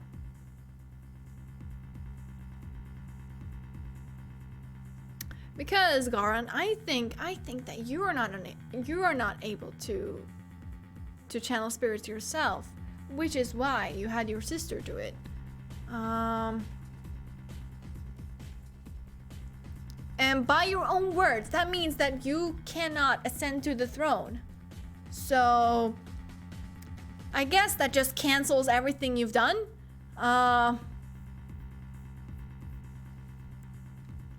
In this household, we respect books and don't slam them, ma'am. We'll get called out, garage. Terrorist. If you would still insist on accusing me, then as ruling sovereign of Khura'in, I proclaim the following. course you fucking do. What if you're not? Ever thought about that? All who imperil the crown, no matter the reason, shall be subject to immediate execution upon the Queen's orders. What? Immediate execution? Garan do be reminding me of my country's politicians. Wow. Do you still not comprehend? Then let me be clear, for the sake of this kingdom's future, and in accordance with the laws of Khurain, I command that you be put to death at once.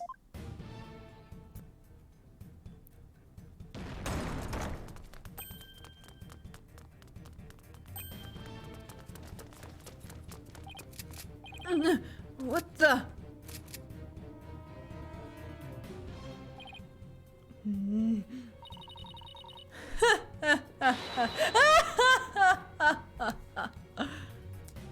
The firing squad, they're real? Isn't this going a bit too far? Why is the Garan Royal Guard? They were on standby in case of an attack by foolishly optimistic terrorists.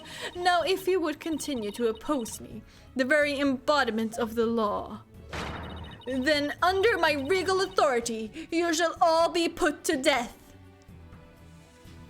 It was supposed to be them, but I didn't realize it until Lily read it. Slam damn, ma'am.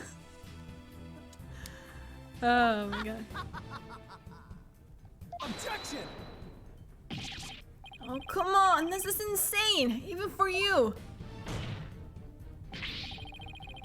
You can't possibly get away with something like this. This is a court of law. You can't just order our execution without due process. Now look, Apollo. Truth and due process are certainly important, but so is your life, so think before you speak again. But...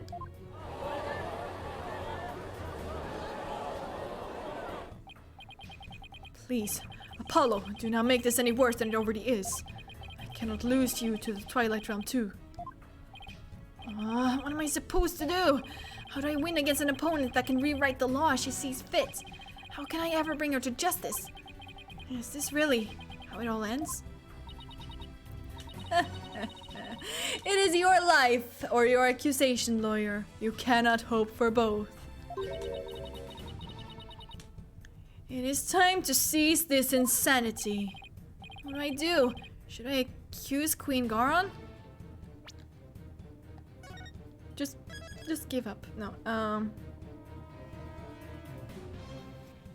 No, I'm good. I've gone through all of the bad endings. I'm just gonna accuse her. I know what I have to do. Mr. Wright, you know that saying you're constantly reminding me and Athena of? The worst of times are when lawyers have to force their biggest smiles. You never failed to surprise me, Apollo. And Nayuta, you know that creed we've known since we were kids? A dragon never yields. Apollo, they are not merely words. They are what's carried us this far. So now, it's time to honor these words and the memories of the ones who gave them to us. I couldn't agree with you more, Apollo. Those words are more important to me than you know. And if there's any time to remember them, it's now. It would seem, Apollo, that not one, but two auspicious creatures dwell deep within you. A fierce dragon and a virtuous phoenix that shall scatter the clouds hiding in the heavens. I shall join you in your death-defying bluff. This feels like the right ending. It is. We're almost done too. I thought it was gonna be like 3 hours again. I think I finally understand what those words really mean, and the resolve they embody.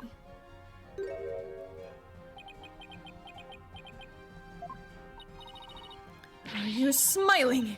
Even in the face of certain doom, is there no end to your defiance? Unfortunately for you, no. I won't let fear, or even the law, force me to abandon the pursuit of truth. Because there is another saying in my country. The truth will set you free. Indeed, that is precisely what Dirk sought to do through this trial. He wished for us to break free from a certain despicable spider's immobilizing silk threads. You won't be intimidated by unjust laws or given to fear. Abandoning the truth like that, It's just not a part of my playbook. Listen, I'm just like... I'm imagining just like they get stopped like mid-sentence and then they just get shot. Just like... And Garan is like, did you think I was bluffing? There is only one path before us. Revolution. The time to make Dirk's dream a reality is upon us. Your Eminence, if you are the law here in Khura'in, then your very existence is wrong. Does your desperate bleeding know no end? I know it's a bit late to ask, but what's the plan? Well, if Garan is going to be executed on the spot under the Defense Culpability Act, and the law itself derives its power from the authority of the Crown, then there's only one thing to do. We dethrone her. Right here. Right now. Alright, but how? It's not like we have a lot of time to come up with a way to do it either. I doubt she'll allow you to perform another cross-examination while we think. Don't worry. I'll come up with something. We'll be fine. We can't give up. Not now. We have to keep on fighting to the end. We can't allow these broken trials to go on. It's time to make things right. We're gonna do the thing right? Yes, let's go! Alright. Hell yeah, if I accuse Garan, Nahyuta will be subject to the Defense Culpability Act, which means he will be put to death in accordance with the law. So the only way out of this is to dethrone Garan right now. Could this be the key to dethroning Garan?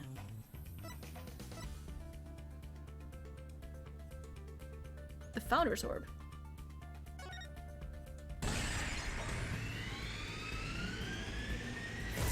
I mean, I wouldn't trust potentially mentally unstable witches. True, you got a point. Dirk was convinced that the orb is the key to the revolution and Khura'in's future. In light of Garan's obsession with the orb, it makes a large amount of sense. She probably doesn't want anyone using it to gain spiritual powers and rise to the throne. Inga definitely tried to do just that, but that's where it starts to fall apart. Inga couldn't have channeled the Founder even after abducting Miss Faye after all. He didn't know the Founder's name. That's right, I forgot about that.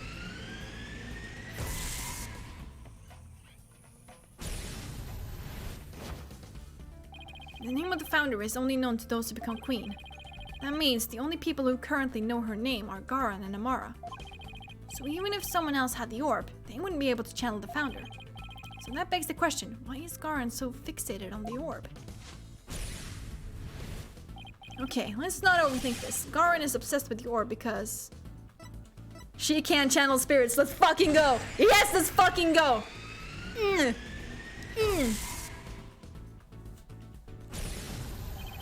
Could it be? It's hard to believe, but... if she wants spiritual power, does that mean Garan can't channel spirits? That would explain why she had Amara perform the rite of channeling. Is that why she let Amara live? To stand in for her when the time came to channel spirits? So if Garan can't channel spirits, she'd have no claim to the throne. Yes, oh, I love this part, it's so great. Yes, Garan has no claim to the throne. Yes, let's go! Garan's Defense Culpability Act was established under the Crown's authority, but if she has no claim to the throne, then the DC Act would become null and void. No, not just the DC Act. All of the insane laws she's enacted would be swept away in one fell swoop.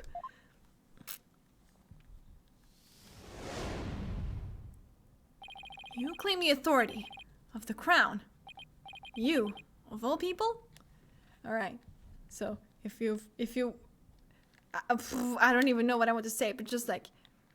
a part that's happening now, is like, I believe it's the first time they're doing this like outside of the anime. I've never seen it happen in any of the games up until this very point.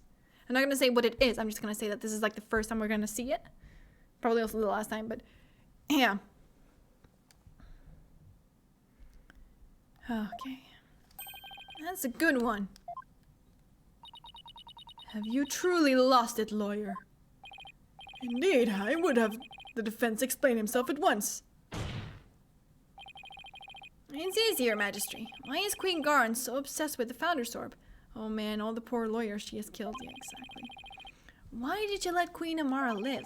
And why was she having her mercifulness perform the rite of channeling in her place? The answers to these 3 questions point to a single conclusion. A fact that will shake the kingdom to its very core. I still do not follow, Apollo. Your Eminence, I have just one question for you, and please be honest. You can't actually channel spirits, can you? What? You believe the Queen is not capable of communing with the dead? The defense will explain himself at once.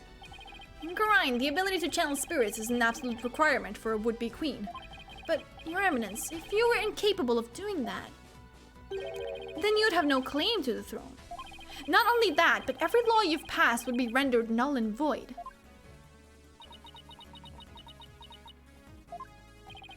And you, the Garin Royal Guard.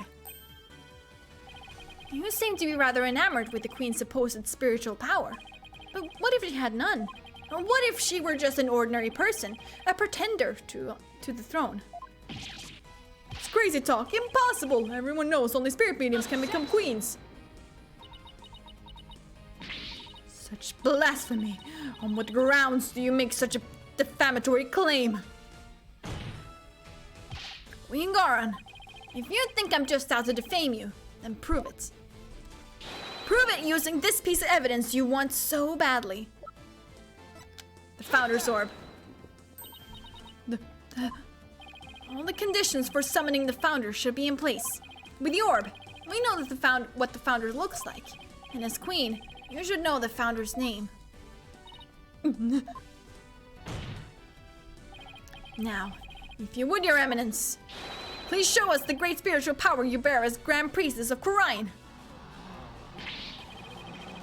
To witness Her Eminence's great power with their own eyes, and the Holy Mother will appear before us, a great miracle of miracles. Praise be, Your Eminence. May your mighty spiritual power show us the way. Udi, Hara, Garon, yeah. Enough! Enough, I say, you mindless cretins! Your Eminence, can it be that you cannot? No, I want a lawyer. Summon one at once. Girl, you're so dumb. Objection! Aren't you forgetting something? There aren't any lawyers left in Khura'in. You can thank your Defense Culpability Act for that. Your Eminence, please give us a glimpse of your magnificent spiritual power. Summon Her Holiness so she may guide us. I've heard enough from you. Out of my sight, all of you. If you truly are capable of channeling spirits, then get on with it already, Your Eminence. You sneaky, underhanded wretch of a lawyer. That reminds me. You said something to this effect earlier. It is time to cease this insanity. Don't you feel stupid for saying that now? Indeed. Of all the things she has said, I can think of nothing more ludicrous. Apollo, teach this deceitful putrid queen a lesson she won't soon forget. Gladly, because it really is time to cease this insanity. Oh, here he comes. Garon! Your reign of terror ends here! It's a thing from the anime! Where they point and just become airbenders! Hell yes! That's so epic. I was like, oh! They never did this in the game before. Very well. Demonstrating I couldn't read that. Ooh, love to see it. Behold, the magnificent power to commune with the dead. Oh, Your Eminence!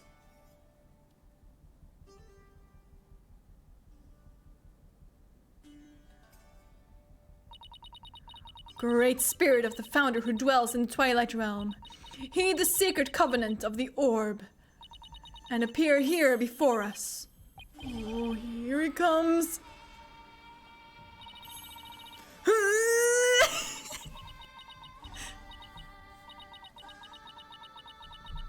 I think she may be taking a shit. I don't know. What's wrong? Are you not feeling well? Oh, spirit of the founder, grace us! The time is now, I beseech you! Heed my call, founder, please! Is she taking a shit? Yeah, my thoughts exactly.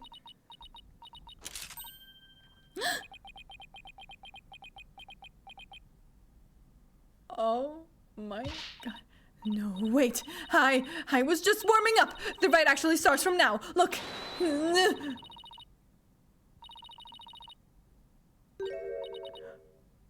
Holy mother.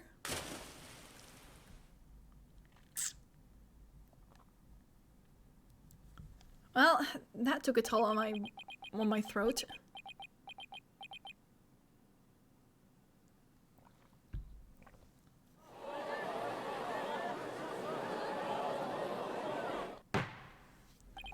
Prosecutor Sadmadi, how is her eminence? Damn, lady. She's trying to summon motivation to finish her homework 2 hours before deadline. It seems she now believes that she herself is the Holy Mother. I see, but her attempt at spirit channeling failed, did it not? Sadly, she seems unable to accept the facts. I fear it will be quite a challenge to question her later. So she's insane. Well, we knew that, but... And what, if I may ask, was her motive? I understand that she killed Minister Inga in order to prevent his coup d'etat. But what of her attempt to assassinate Queen Amara 23 years ago? To become queen herself? Maybe she just craved power and attention. She likely developed a psychological complex from her inability to channel spirits. That is why she kept Queen Amara alive to perform the rite of channeling for her. In that way, it would seem as if she had great spiritual power. In short, she built a cult of personality upon fear and lies. Then again, do not all tyrants. So then, she never really intended to kill Amara, huh? What I don't understand is why Queen Amara ever even listened to Garin in the first place. Especially 14 years ago, before Rafa was being held hostage. Why would she keep letting the people of Khura'in think she was dead? While she kept quietly performing the rite of channeling for Garan. My mother is a gentle soul by nature, and loves her sister dearly. So when Garan told her to hide because Dirk was out to kill her, she believed it. What's more, she did not wish to tarnish the name of her beloved sister. That is why she acquiesced so obediently to Garan's request to keep channeling for her. Until she fled with Dirk and was told the truth, that is. So that's what happened. And since Rafa was being held captive, I imagine Amara had no choice but to help cover up the truth behind Inga's murder. So it's basically Morgan and it's not Mia, it's Morgan and Misty. Faye again, yeah. Yeah, living secretly as Rafa's servant, Nina. No doubt only deepened her love for her daughter. She'd do anything to keep her safe. All the more reason to hide the painful truth from her. Well, that was the case for the ages. Prosecutor Sadmadi has been cleared of all suspicion in the murder of Minister Inga, as has Mr. Dirk Sadmadi in the assassination attempt on Queen Amara. Now then, I think it is high time I handed down my verdict on Dirk and Ayuta Sadmadi. Not guilty! Yes! We did it! We fucking did it.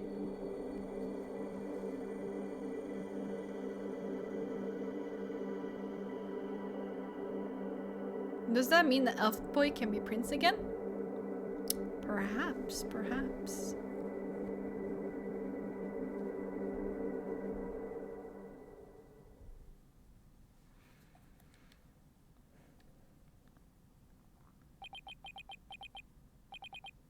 Dirk, I hope you're watching. I proved your innocence. Ayuta's smiling again. And the revolution you've always dreamed of is finally happening. With this, may I finally say, this court is adjourned. F-boy also qualifies as a Disney princess, it seems.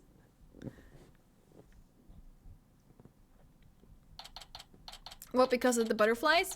I think that just happens with like every trial here when it's a not guilty verdict. Way to go, Apollo! I was on the edge of my seat when those guards stormed the courtroom. That was a shocker, alright. Can't imagine anything like that happening back home. I know, right? I was ready to go on down there and teach them a lesson myself. Really? I was barely able to hold her back. Hold me back? You were about to go ballistic after a while there, Athena. Yeah, well, I was thinking about helping you smack a few of them down, to be honest. Remind me to never say or do anything to deserve a Maya Athena double suplex. You did a fine job out there today, Apollo. Thanks for all the great advice, Mr. Wright. It was all you. That perseverance and never say die attitude you showed was impressive. I actually learned a thing or two myself. What?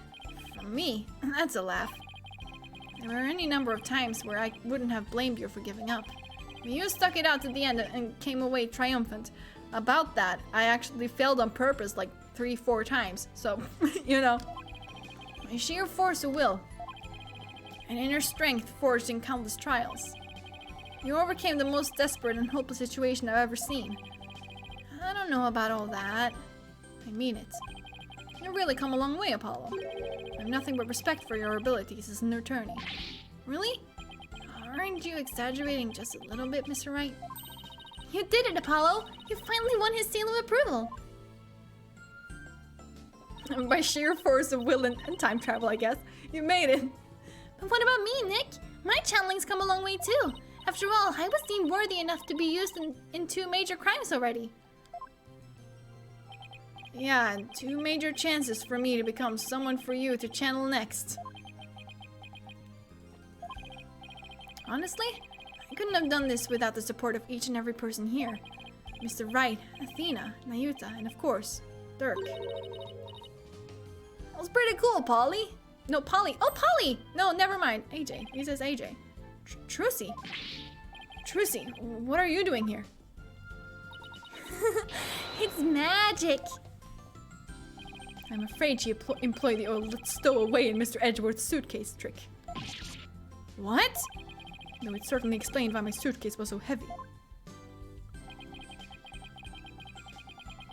What did Athena do exactly? She was there. Tell me you at least noticed it was heavier than usual. Trucy? Do you even have a passport? Cool. My magic panties are in extra-dimensional space. It's like a mini-universe in there. I could produce a passport at the drop of my hat. Ma'am, no. Right.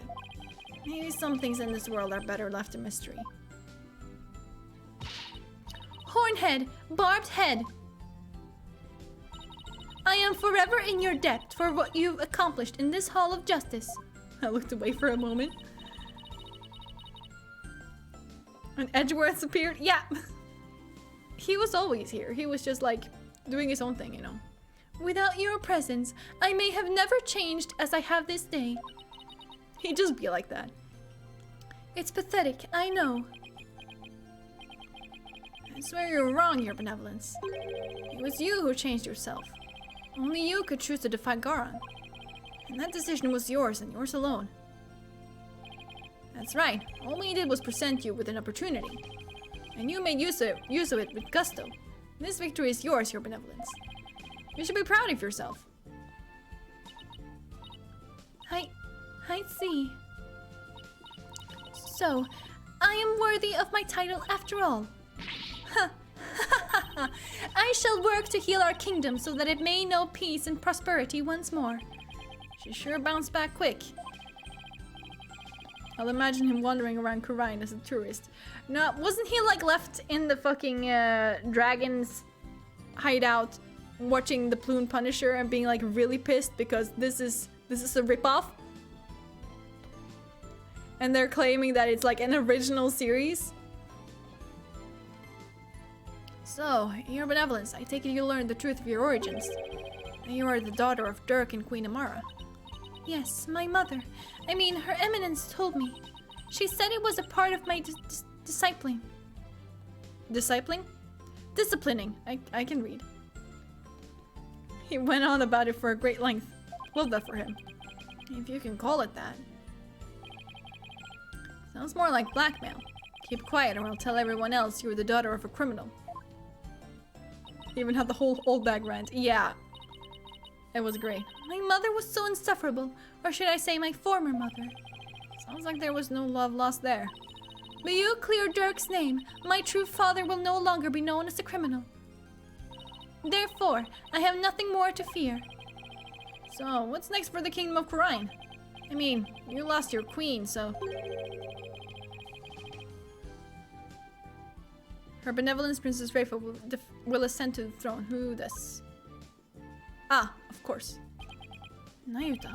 But she can't channel spirits yet, right? Indeed, which is why I will act as regent on her behalf. Until the day she comes into her own. Yes, your help will be greatly appreciated, Prosecutor Sud... Big... But...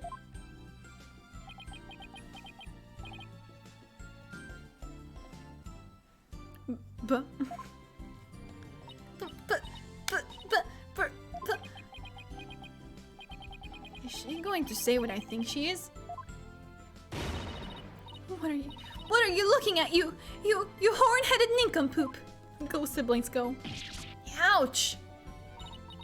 In any event, I will be assisted by Nayuta and Queen Amara for the time being. Queen Amara? Our country offers counsel to the rulers of neighboring kingdoms through channeling. It is a duty I intend to fulfill myself one day. But for now, I will have Queen Amara assist me in that capacity. So then, she's going to be alright?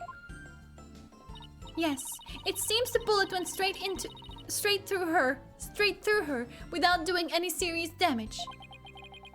Finally a realistic sibling relationship, yeah. That's a relief. You did it, AJ! Thanks to you, both Dirk and Nayuta beat the charges against him. And you got the revolution rolling to boot. The revolution? Dirk.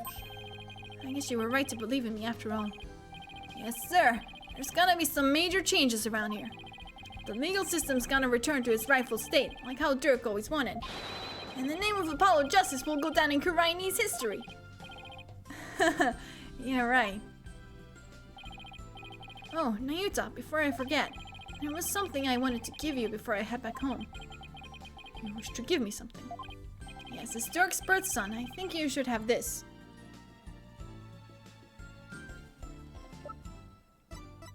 The badge? Hold on. I will just double check here. Yeah, badge. Take that! This is Dirk's. I have to get back to the States. And I know you're a prosecutor and all, but as the man that's going to change Khura'in, it's only right that you have it. To change Khura'in. Yeah, in Dirk's place. Apollo, I'm afraid I must refuse your gift. What? Why? There is something I would like to show you. Huh? What's this all of a sudden? Mr. Wright, will you and your friends please join us? Oh, sure.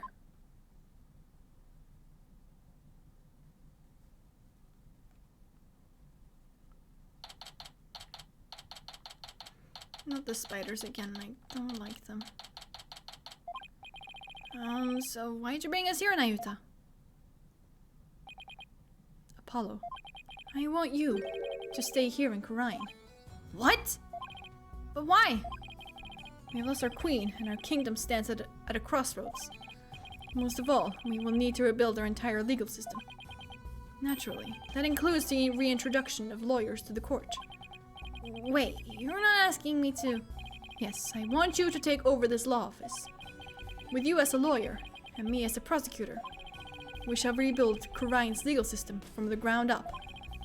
You want me to help you rebuild the legal system? That's a lot to take in. Apollo, I cannot do this without you. As a lawyer, you are Dirk's spiritual heir. And having studied in America, Your legal knowledge will be indispensable. This is way out of my league. The revolution is still in its infancy. But it was Dirk's dream to restore the legal system to its rightful state. Will you not help me realize that dream? Come on, AJ. You know it's what Dirk would have wanted. How about you let both of you grieve for a bit? Nah, fuck that. Let's do it together. You must be taken aback by my sudden request, but please give it some thought. Of course. I'm honored that you asked. Still, I have my job back at the Wright Anything Agency to consider too. Don't you worry about that, Apollo. Besides, this is something only you can do. Something only I can do. I mean, to be completely honest, our office would be a bit short on firepower without you around, but hey. Mr. Wright. Actually, I'm sorry, but I can't get on board with this. Athena?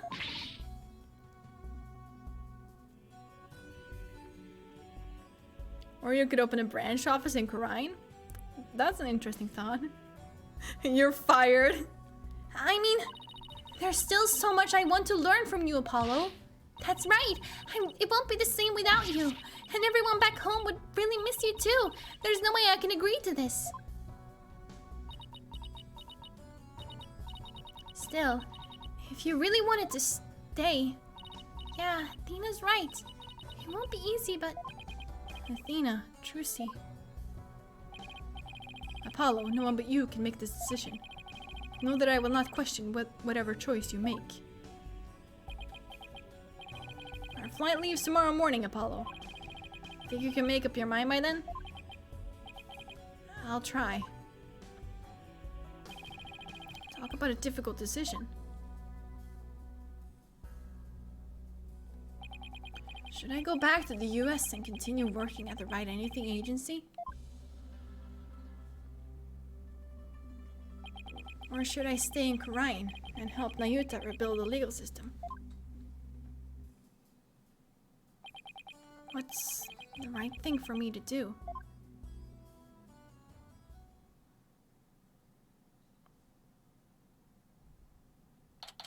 I like how you don't actually get a choice. Like, this is like purely Apollo's choice. The bus to the airport will be here any minute. I wonder where Apollo is. Do you think he decided to stay here in Corrine?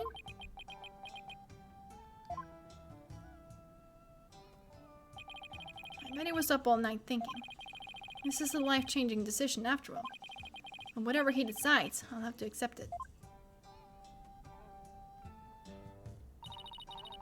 I guess this means no more courtroom battles alongside him. Hey guys! I know that booming voice anywhere!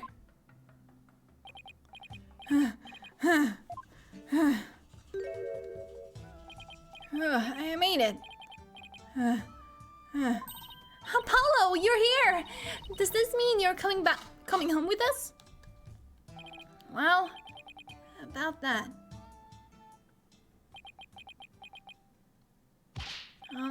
Mr. Wright. Yes? I made up my mind. Here it is, the moment of truth. I still have so many things to learn from you. But I've decided to stay in Corrine. You're staying! But... I feel like I have to pick up where Dirk left off.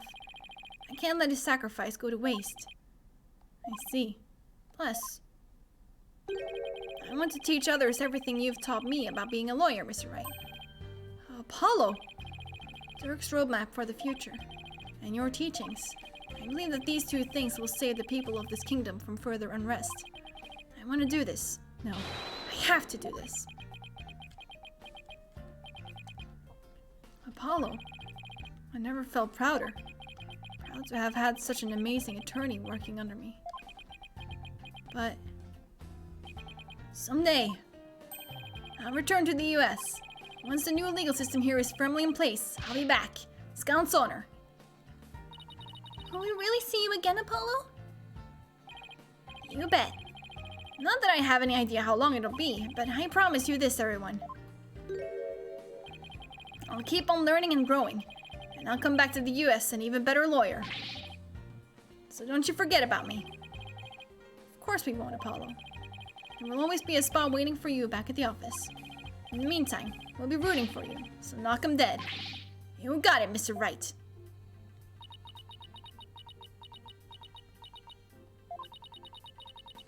I'm gonna miss you, Polly. But if this is it, then I'm going to support your choice all the way. Thanks, Trucy. Good luck with your magic act. I know you'll do Troop Gunnery proud. Apollo, the man with 1,000 backstories, has one future.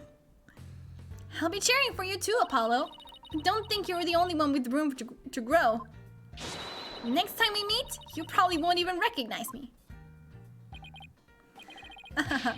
In other words, game on?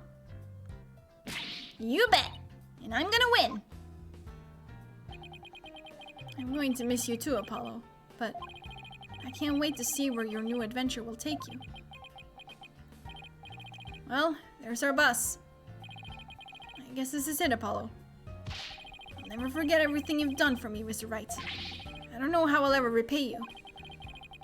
Here's to seeing you back in the US again someday. Until then, you know where to find me.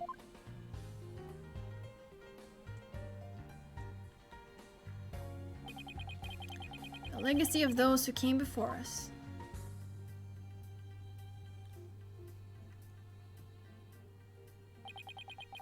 Is handed down from parent to child.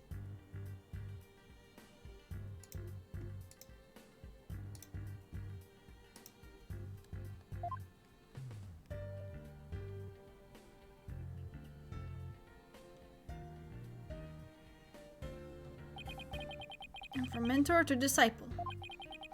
You must never stall or stagnate, but continue to grow and change.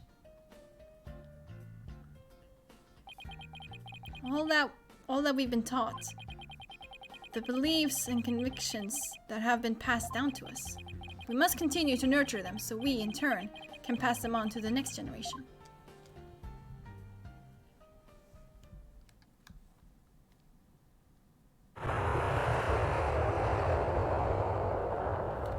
Are you really sure you're okay with him staying, boss? Uh-huh. I always figured he'd leave the nest someday.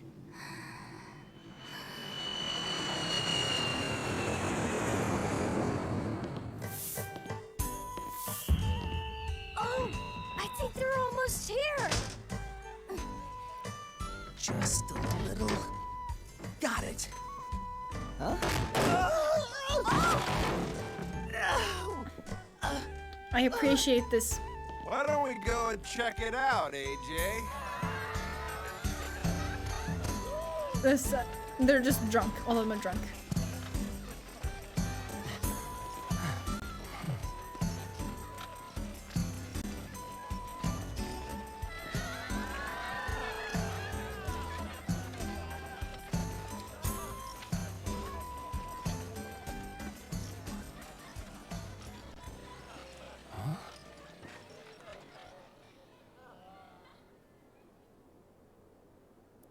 Now hold on one fucking sec. Okay.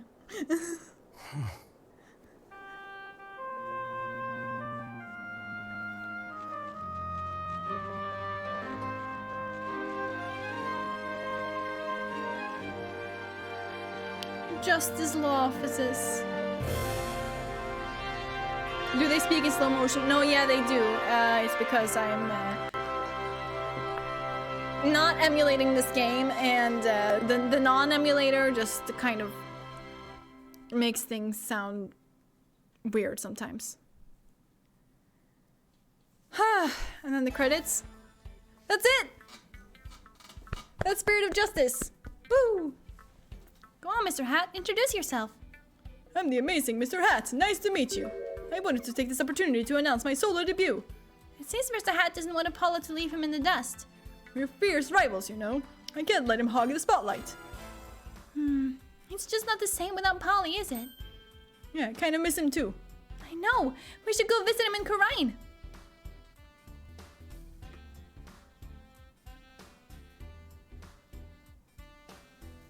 After seeing Mr. Justice in action, I got to thinking, what can I do for Karine? And it came to me, tourism, that's what. I'll develop Karine's tourism industry and bring in more visitors. I'll roll out a night tour centered on the Founder's Orb. Oh, and make a museum dedicated to the Defiant Dragons. Boy, the ideas just keep on coming.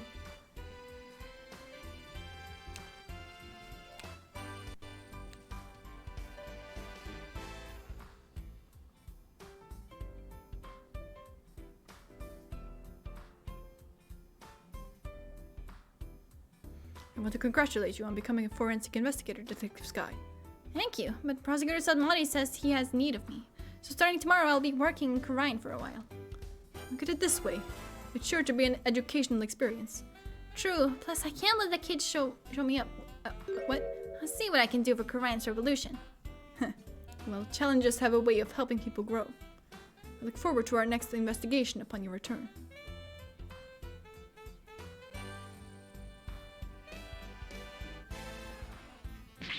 Darn that forehead face, ever since he revealed the secret behind our teleportation trick. Show requests have totally dried up. We'll be out on the street if we don't find some work soon. Maybe we should take Trucy up on her offer. She said we could make debut as magicians at the Wright Anything Agency. Shut up, I'm gonna show her up someday. And this is gonna happen on my terms. Nothing fires you up like a bit of rivalry. Okay, cool.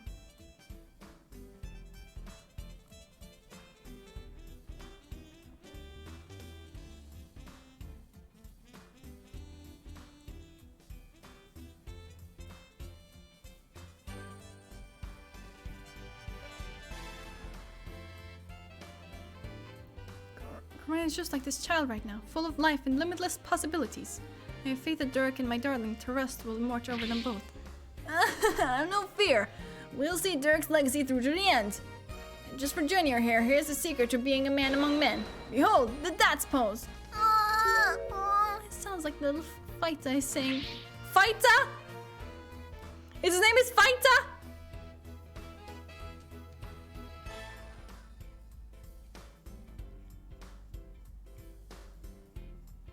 I got too distracted by the name Fighta.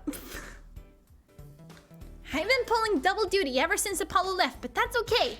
I'm going to make Simon recognize me for the awesome lawyer that I am. Squeaking in our boots. Widget! I can do it, and I will. Mr. Wright will be calling me his right-hand woman before you know it. Let's do this.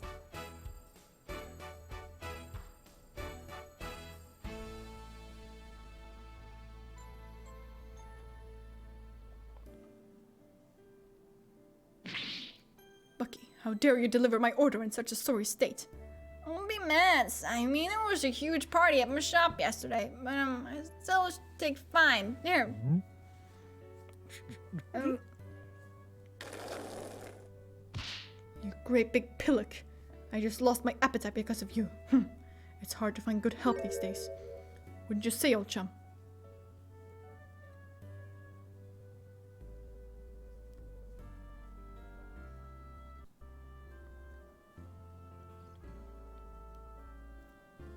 Rendo, that trial the other day really inspired me. I've even created a Rakugo routine based on Shisho's case. It's a mystery story that'll keep flipping the audience thinking on its head. It's called The Scary Udon Noodle. You're giving away too much in the title. Keeping the Tornado School going is our way of paying penance and repaying our debt to Shisho. It includes, okay, I can't fucking read. Ha! I'm struggling. It's fine. It's fine.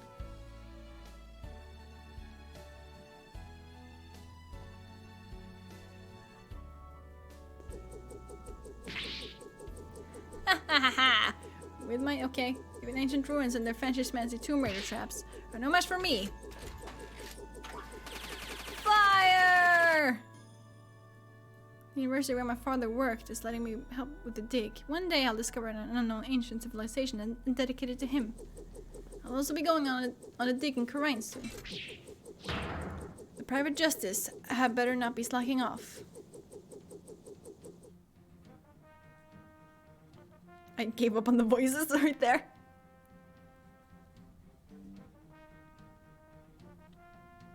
I'm going to be super busy now that I'm the head of the Fae Clan.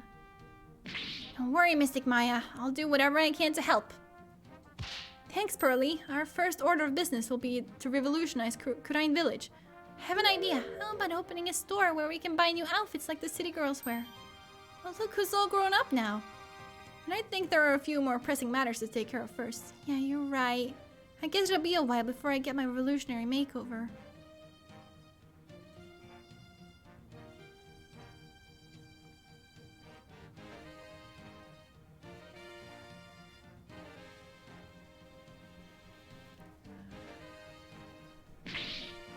Mother, now that you have stopped being Nana, I want a new Nana. I wonder if there would be anyone willing to serve you in that capacity. You are quite a handful, after all. I am? With a simple wave of your hand, you would have your attire changed, meals prepared, and even your teeth brushed. To think I put such undue burden upon you, the Grand Priestess of Kurain. Fear not, Rafa. You will have plenty of time in which to make amends. Perhaps you could start with one of your famous shoulder rubs. Janetsu!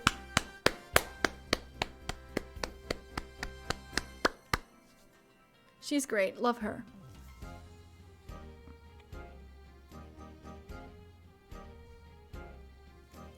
Benevolence has taken to calling me Braidhead. Even worse, she trembles and her face turns red when she speaks to me. What have I done to deserve such animosity? Well, it is true that I am merciless within the Hall of Justice. To be given such a dismissive name is entirely uncalled for. Well, what am I to do? Perhaps I shall consult Apollo about this.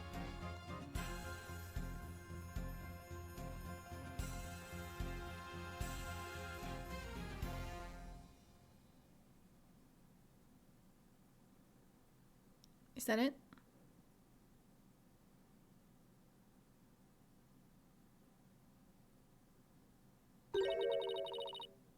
How is he doing, Mr. Wright? Great, he's a respectable lawyer in his own right. He even has his own practice called Justice Law Offices. Thank you. This wouldn't have been possible without you. Oh, before I forget, I made a copy of this photo for you. A photo? Oh. Jove. I know who this is. It is so good to see him again. Do you think it's about time we told them the truth? After all, they've been both grown into fine young people now. Yes, you're right. Perhaps it's about time they knew.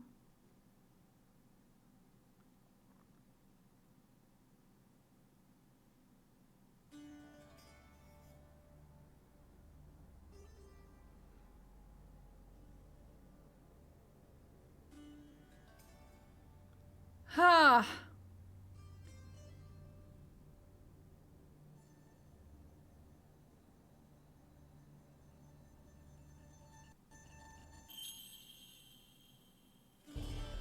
Dude, what?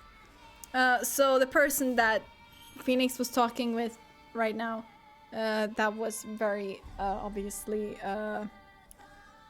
what's her fucking name?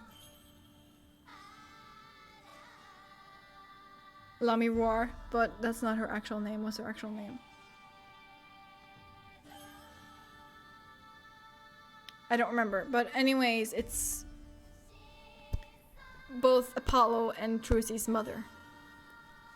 So like they were like, should we tell them that they're siblings? Like I don't understand why they wouldn't do it. But I also kind of do, but I also like, why? What's the point?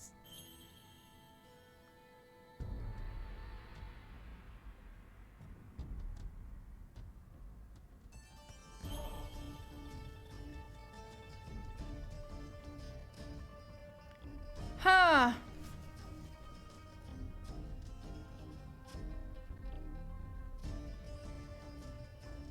Ooh. Yes.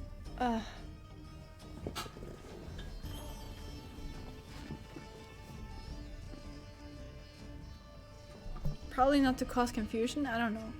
I don't know. Like.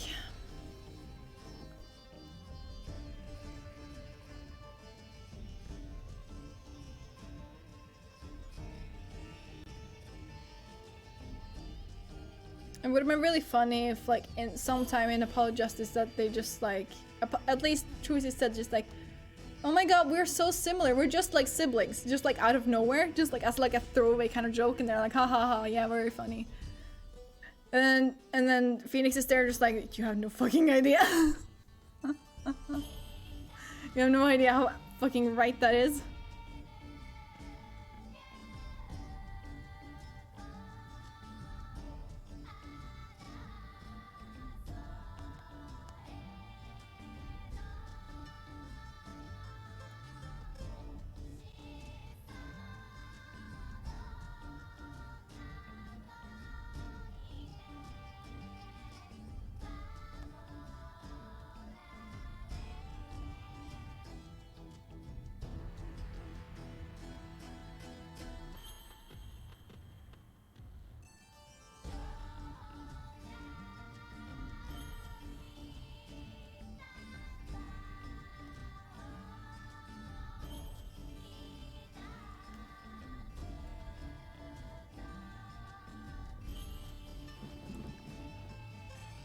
If you were to ask me what like my favorite Ace Attorney game is, I'm not sure actually.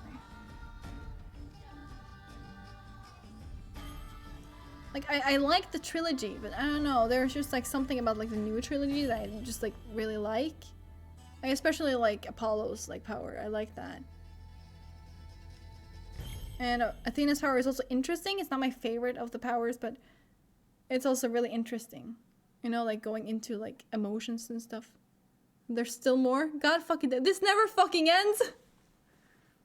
Okay, it's just zooming out from a...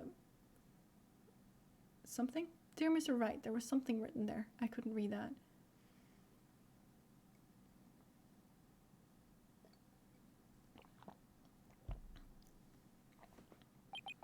Dear Mr. Wright. Okay, thank you. I guess we're gonna get it now. I can't believe it's already been a few months since I decided to stay. I'm sorry I haven't been good about keeping in touch, but things have been really hectic. Rebuilding a legal system I'm not yet familiar with has been a real challenge. But I will say, it's given me plenty of work to keep me busy. I didn't know that I don't like Dragon Shirt, right? Yeah, I'm gonna change it back to that. Do the regular one. Have you not given the autopsy report even a cursory glance, Mr. Justice? It's just, I have 15 clients on my plate right now. But I probably shouldn't have accepted all 15 at the same time.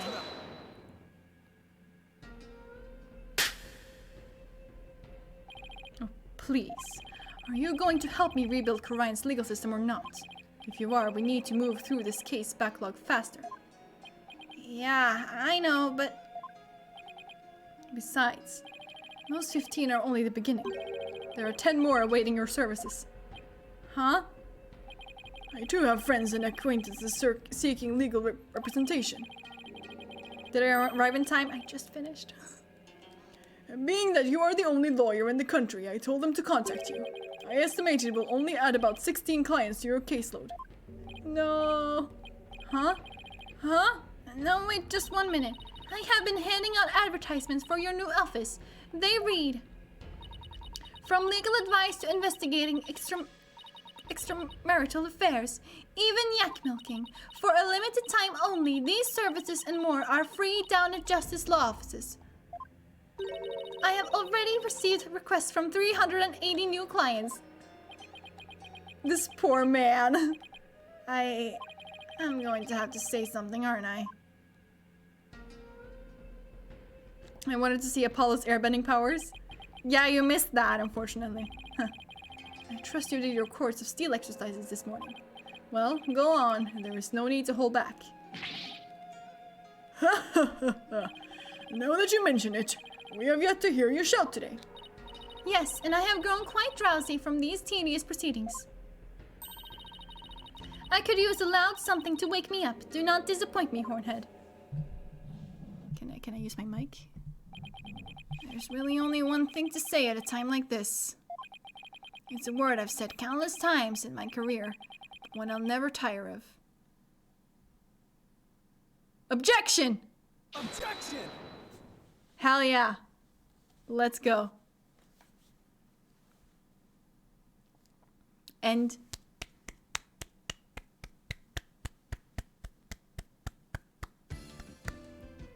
Illustrations and anime cutscenes galleries have been unlocked. Sweet.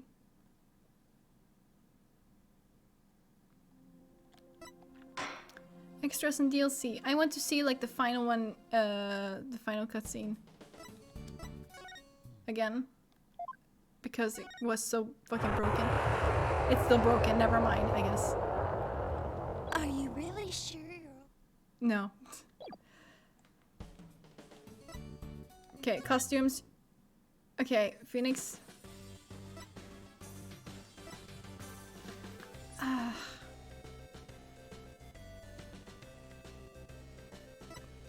No, I'm gonna do that for the DLC case. Illustrations, these are just like the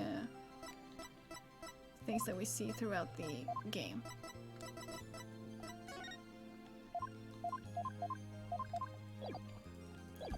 It's a little fun.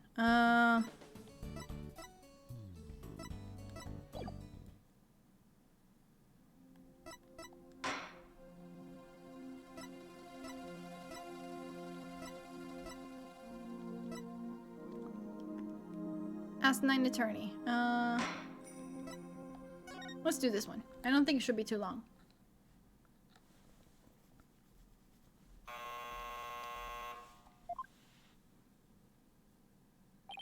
Welcome to Ace Attorney Theater. Today's is a courtroom drama of the most peculiar kind. It is a what-if story that may have happened in another world, not unlike our own. How peculiar could it be, you might wonder, and to that I wouldn't know the answer. But please don't take this too seriously. Just simply relax and enjoy the madcap fun. And now it's Asinine Attorney time.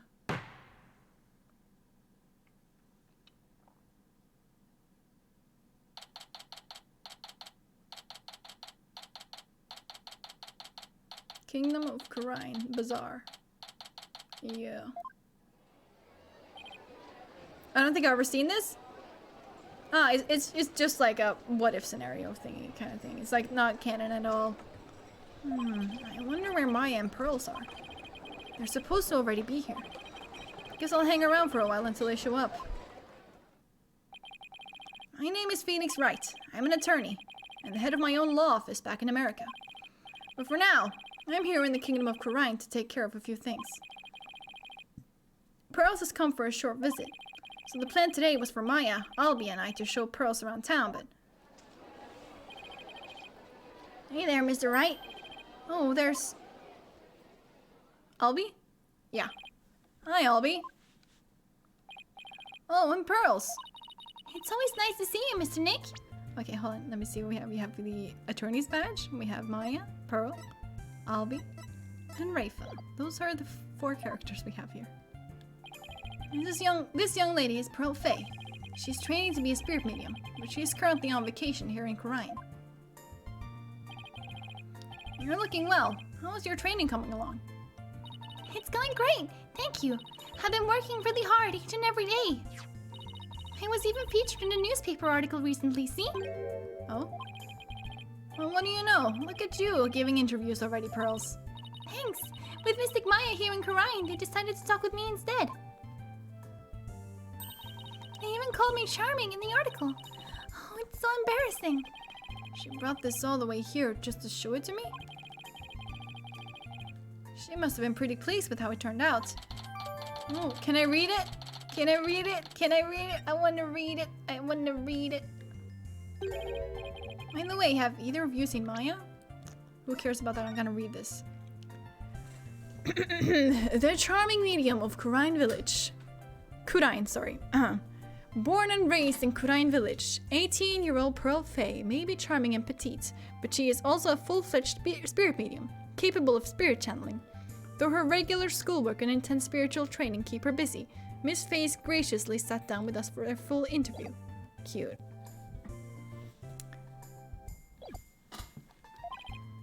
I have. She says you're late. She got tired of waiting. So she sent me to look for you. Huh? I guess I must have gotten the time and place wrong. Sorry, you guys. So, where is she now? She's at the Hall of Justice, observing a trial. She said something about how interesting things are going to happen during it. I wonder what that's supposed to mean. Well, there's only one way to find out, I guess. To the Hall of Justice.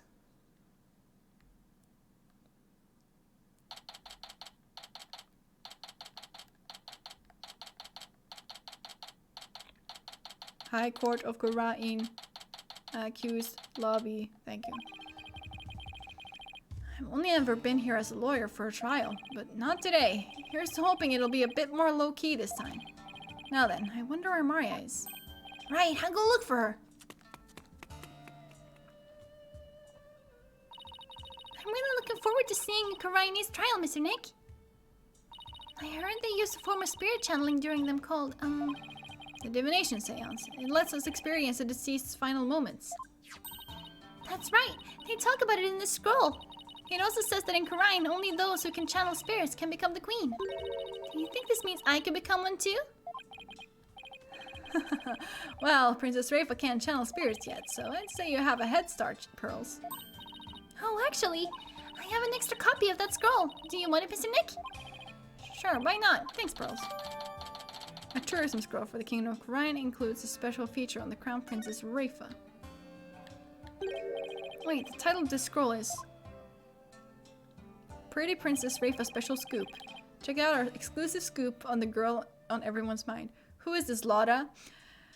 The alluring Princess Rafa, our interview with a royal servant reveals her true height to be 4'10". Her weight? Still a mystery. Her benevolence is known to go on regular walks around town too, so stay sharp and you just might get to meet her. Pretty Princess Rafa Special Scoop? What the heck is this? He's even got her personal information in here, like her height and hobbies. Is this a teen idol fanzine scroll or something? Apparently, some travel agency printed these up to promote tourism in this country. It seems she's popular among the young men here.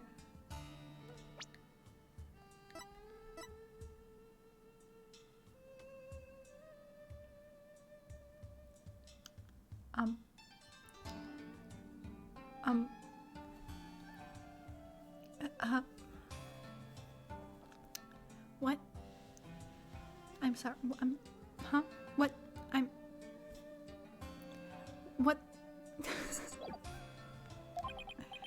Well, I can't say I approve of any of this. Thank you, Phoenix. Nick! Maya? What's with that face? You look like a cow that's accidentally eaten a burger. What kind of a face is that exactly? This is Maya Fey. She used to be my legal assistant. She's a spirit medium from Qura'in village, and is currently training here in Qura'in. This is no time for introductions, Nick. We have to hurry into the courtroom. Now, it's about to start. What's about to start? Oh, you'll see. Now come on, get the lead out and let's go. Hey, wait, what's going on? Okay, never sending any of my younger relatives to Qura'in. Oh, Mr. Wright.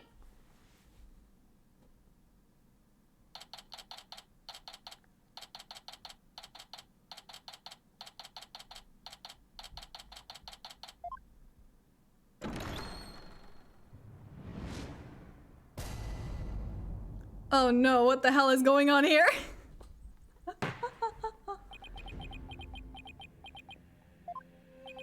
What are you doing there at the defense's bench today, Mr. Wright?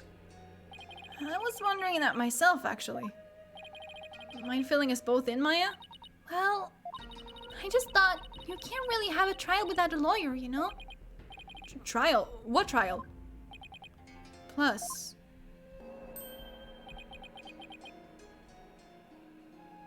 Did the game restart? No. This is just like a what-if scenario thing. And what are you doing here, Edgeworth?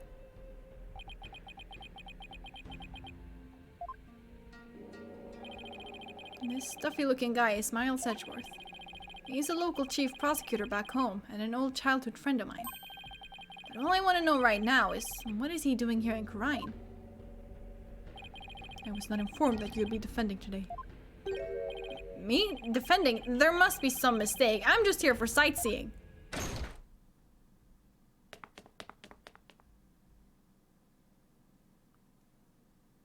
Tore? Oh. No kid. Isn't that the bailiff? Did something happen? Security here is a joke. All I had to do is disguise myself as the bailiff and waltz right in.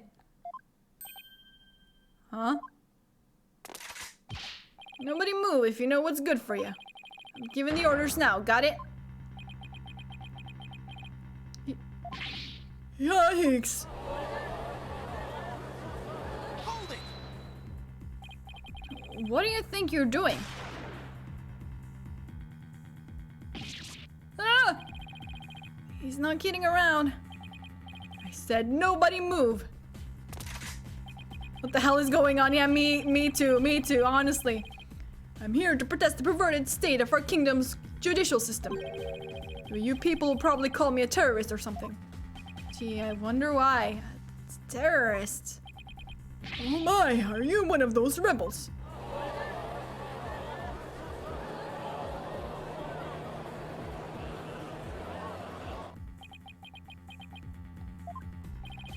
What's going on here?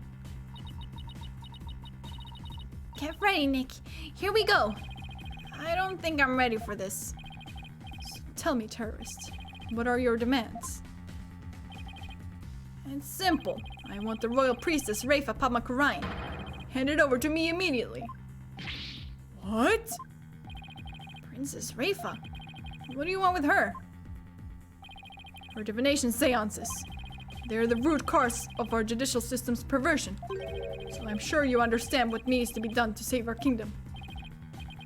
This is going south fast.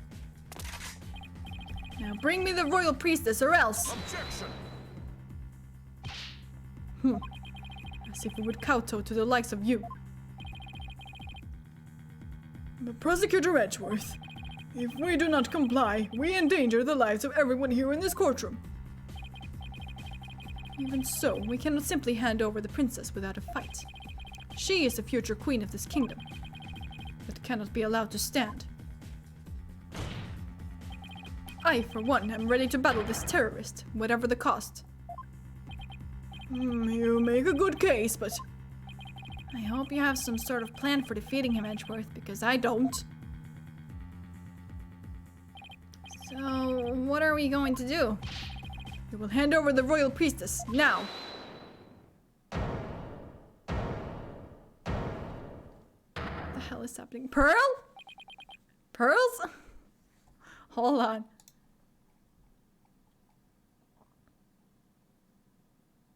Yeah, it's not very long or anything. But, just... And you are? I am Princess Raifa. Now take me away if you must, Mr. Terrorist. Huh? What's going on here? Nick! What's Pearly doing? It looks like she's trying to save Princess Raifa by taking her place. Girls, what do you think you're doing? Mr. Nick!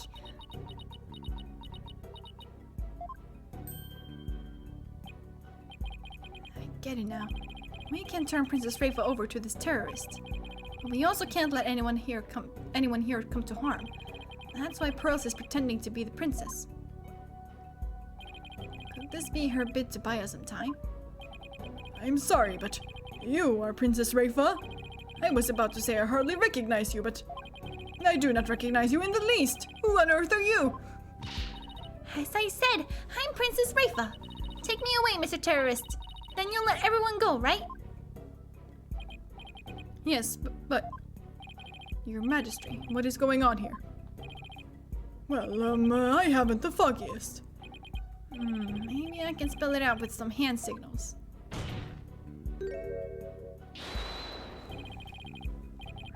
Come on, Edgeworth, work with me here.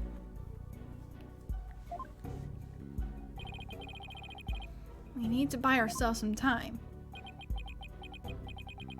Mr. Wright. Now is really not the time for your shenanigans. How can one person be so dense? The young lady there, she speaks the truth. So this little lady really is Princess Rafa. I don't know, she looks different from that picture I saw. And again, she looks about the right age and height.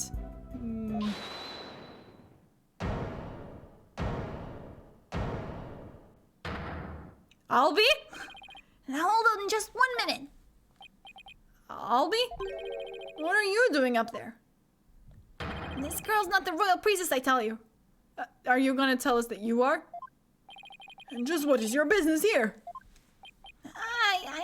I'm Miss Pearl's tour guide. As such, I can't allow anything bad to happen to her. She's a valued customer. She has to pay me the money. So I beg of you, your majesty, allow me to explain. Explain? Oh, you mean you wish to testify? What do you think, Prosecutor Edgeworth? It has been one unexpected turn after another today, and I'm at a loss for what to do.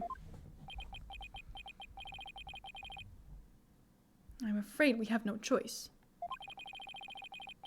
We must resolve the issue at hand immediately. We must determine whether or not this young lady really is Princess Rafa. What? But when the truth comes out, the terrorists will demand we turn over the real princess? The puppy, yeah, the real princess. I'm warning you now, Mr. Wright. I have no intention of playing along with your silly games. This ridiculous farce ends now. I guess one man really can be that dense. Very well. Let us have the tour guide and the self-proclaimed princess testify. I'm gonna have to use the fucking scroll, aren't I? Oh, this is great. Is she really the princess? I am her benevolence, Princess Rafa. I object. The real princess would never refer to herself as her benevolence. But doesn't my hairstyle look kind of like the princess's? I object. The real princess wouldn't say something like that. And the real princess is taller too. I must say, this is the most confused and absurd testimony I have ever heard. Pearls isn't fooling anyone. I'm afraid this is going to end before it begins. The defense may now cross-examine the witnesses. Oh wait, there are two people! What is this, the Great Ace Attorney?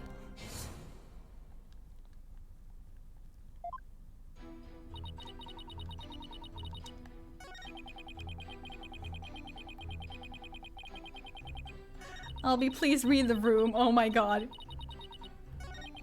I object, the real princess wouldn't say something like that. And the real princess is taller too. Okay, let's press this. Is this the first instance of more than one witness at the same time in the franchise? I'm not sure. I think... What came first?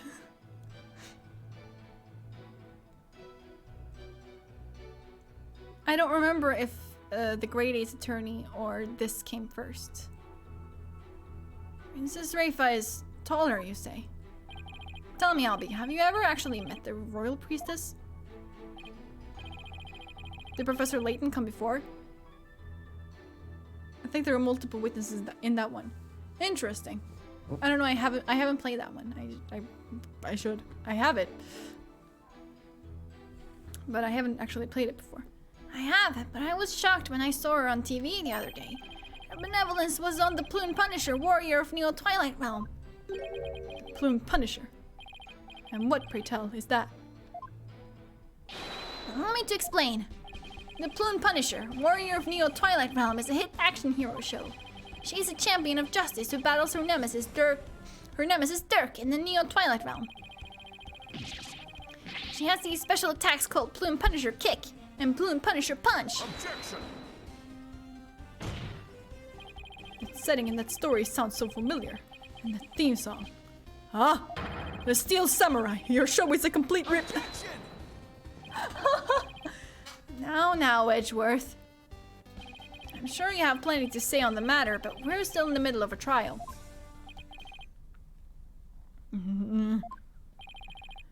Now then, Albie. You were saying that Princess Rafa was on that TV show. Yes, she played herself in that special episode. She was being relentlessly pursued by the evil minions of the dreadful rebel Dirk. Fleeing their terrible onslaught, she cried out for help. Oh, I saw that episode. And the Princess Rafa in the show, did she seem different from what you remembered? She did. It had been some time since I'd seen her, so I was surprised by how her formerly undeveloped figure had a... Albie, aren't you like 9? You, hello? What is...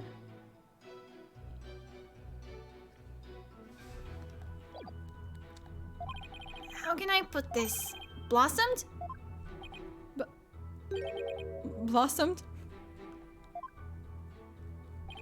As in matured, so to speak. What the fuck is going on? What is this? Yes, that!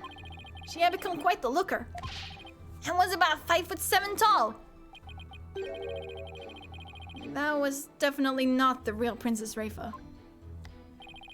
Albie, could you please add that statement to your testimony? The real princess is taller and more slender. In fact, I'd say she's about 5'7". Okay.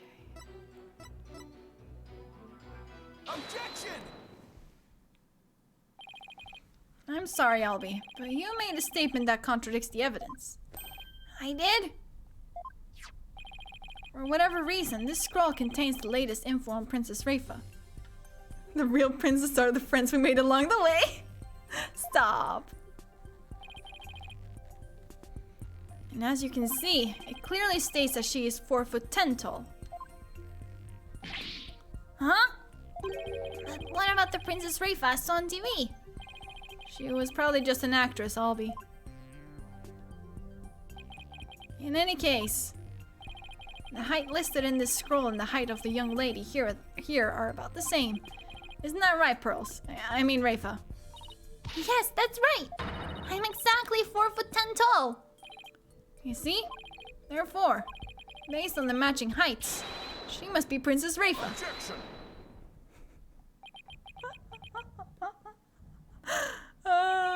Do you really expect this court to believe that, Mr. Wright? What do you mean?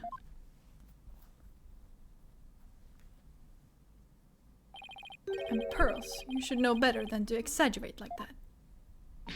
Huh? What are you getting at, Mr. Edgeworth? Tell me, Pearls.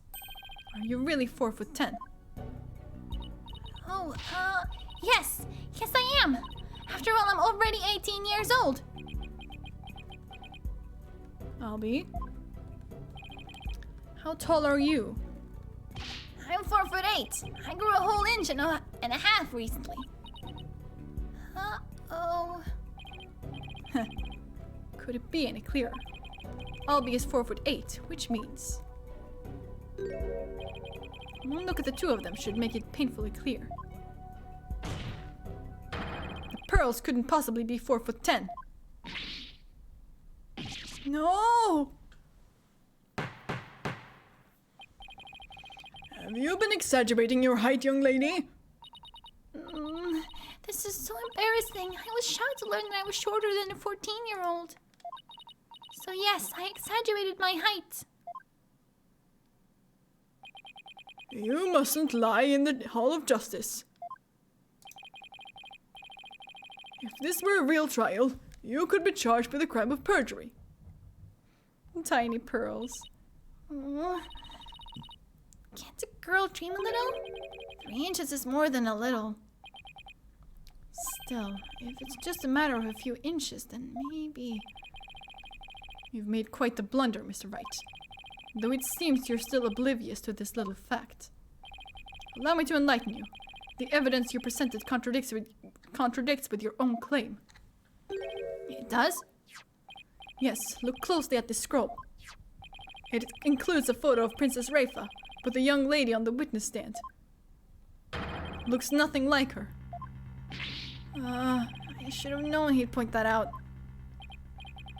You're right. The girl on the stand doesn't have tattoos on her face. Yes, that's exactly it. The tattoos. What did I say any more? Not the hair. Not the hair being a different color or anything. Not that. The tattoos. Obviously. The claim that the young lady on the stand is Princess Rafa doesn't hold water. What are you doing, Hedgeworth? Can't you see we're trying our hardest to buy some time here? Why do you have to be so contrary at a time like this? Well, Mr. Wright, would you care to respond? Now what? Nick, I think you know what you have to do. Bluff like you've never bluffed before. We gotta keep this trial going any way we can. Easier said than done. The defense is sticking to its claim that the girl on the stand is Princess Rafa. Very well, Mr. Wright. Then please tell this court on what you're basing this claim. The girl in this photo isn't actually the princess. Very well then. Who is the girl in the picture? Body double. The girl in the picture has been posing as the princess for public appearances, but she is merely her body double. Come again? I think you had better explain yourself, Mr. Wright. What? Haven't you ever heard of a body double? You stand in for important figures during public appearances. Using one is a way to protect the real person from assassination attempts and such. Yes, I know the function of a body double. Look, what I'm saying is, the girl on the stand is actual real Princess Rafa. What? Are you mad? That's just not possible. You may not believe it, but it's the honest truth. Her body double has been appearing in her stead while she lived in safety in America. And that is why the truth was never revealed until just now. Whoa, really? Is this true, Pearly? Oh my fucking god, they're so dumb. Yes, of course it is. I've just kept it a secret all this time. You really crossed the line this time, Mr. Wright. If you don't believe it, prove me wrong. With evidence, of course. Who would have thought you to prepare evidence against such an idiotic claim? I'm sorry, Mr. Wright, but if you want to admit you're wrong, then you leave me no choice. What the hell you're gonna do now, you dumb little snot? Oh my god. The girl in the photo has the facial tattoos that identify her as the princess. All the royals have tattoos like that. But look at Miss Pearl. She doesn't have a single tattoo on her face. It's makeup. Obviously, she's covered it up with makeup. That's because it would give away the fact that she's the real deal. And you got no way to prove she's royalty, do you? And if you got nothing that can prove that, then you can't prove that she's the royal priestess either. Oh, but I do. She can channel spirits. No! Albie's just crushed my entire argument. Going beyond the call of duty to protect the customer. He's a real professional, all right? That was a fine counter-argument, Albie. Now, if you would please add it to your testimony.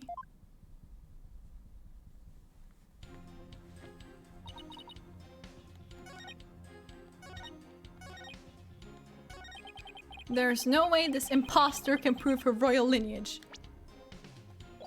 Let me press that first. Royal lineage, huh? That's right. The royal bloodline goes all the way back to the Great Holy Mother. All her holiness's descendants are royalty.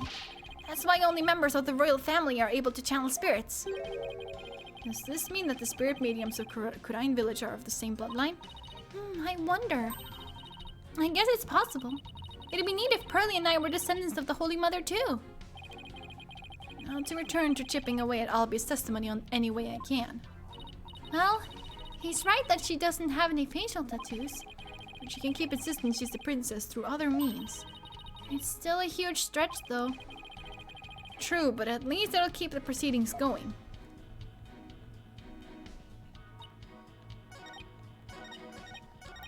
This, and then this. Objection! There we go.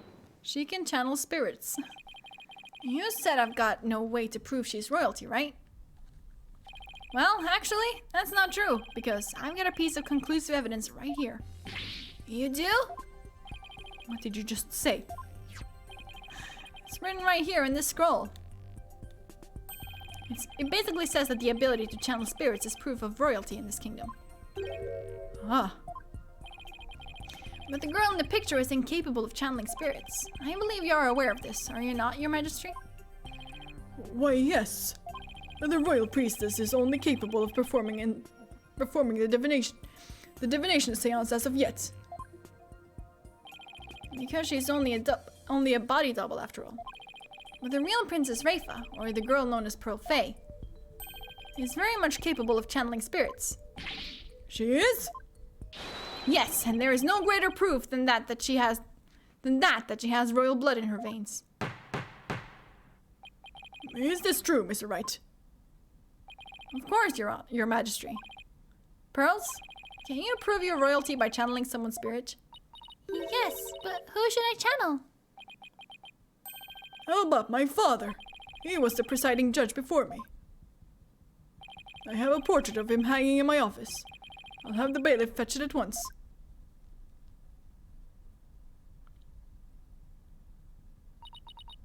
Okay, here goes.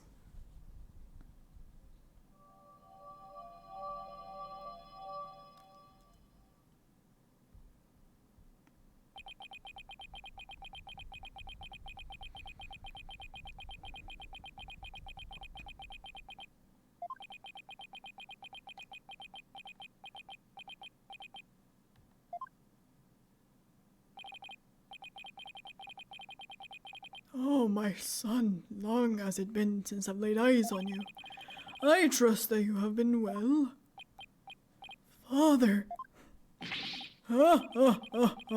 You look just like I did when I was your age. Still playing the role of the henpecked husband, I presume. Father. Father!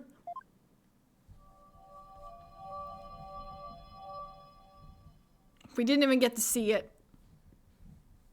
We got robbed. That was indeed my father. This young lady's spiritual power is genuine. Wow, a real spirit channeling. Right before my eyes. I've never seen one before. Oh, Holy Mother, what a blessed day.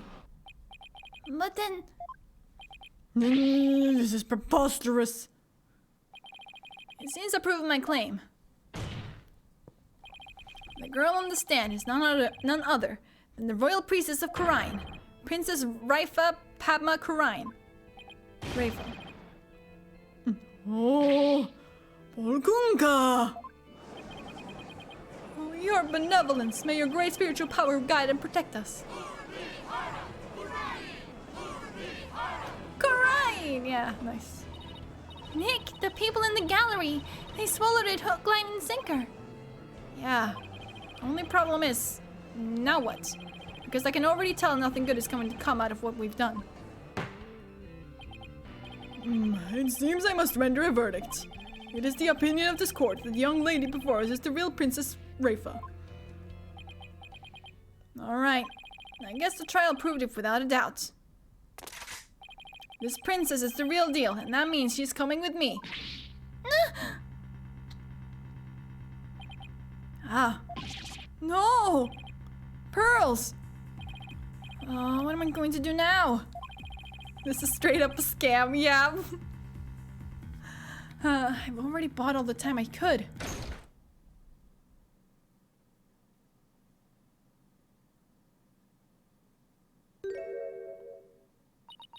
Good people of Khura'in, my apologies for the delay. I fear I nodded off and only awoke a few moments ago. Your benevolence? Why, if it isn't the princess's body double. Body double? What are you talking about?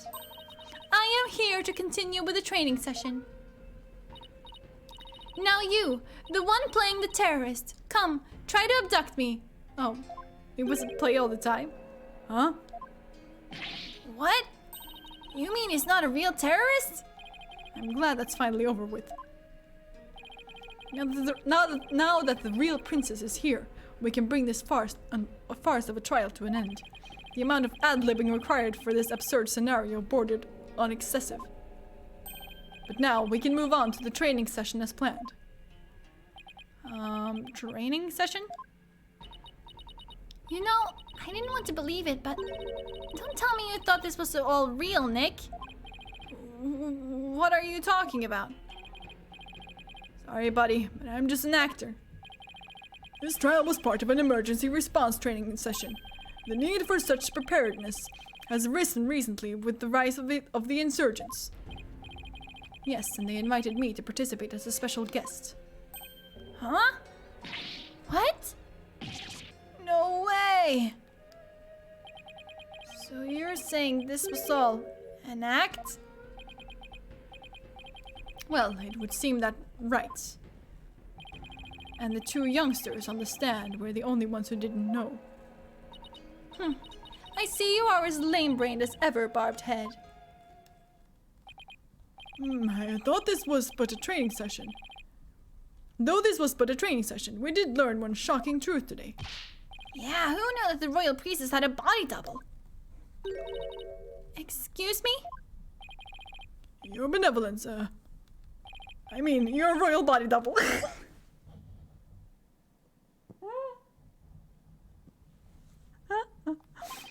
Thank you for your long years of service. You need not pose as the royal priestess any longer. What? The truth has come out here in this sacred hall, you see. So we all know that you are the body double. For that young lady on the stand, the real Princess Rafa. Oops. Oops is right. Uh-oh, it looks like my bluff worked better than I thought. Your benevolence, lead us forward with the great spiritual power you possess. Oh, exalted royal priestess. What is the meaning of this? Well, Barbed Head, answer me! Oh, how should I put this? What are we going to do now, Nick? It's like we've set something in motion that can't be stopped. Excuse me, everyone. What I said earlier was all just a joke, so... Benevolence, our kingdom will finally know true peace once you are queen. You are the best royal priestess ever!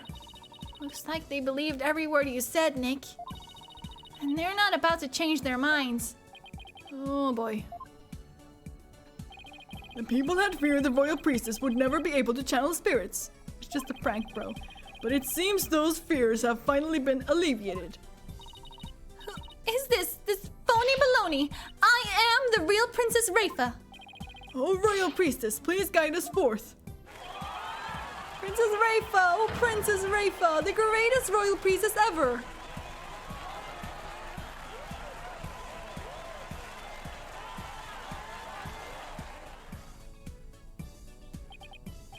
Now that the matter is settled, all that is left to say is, this court is adjourned.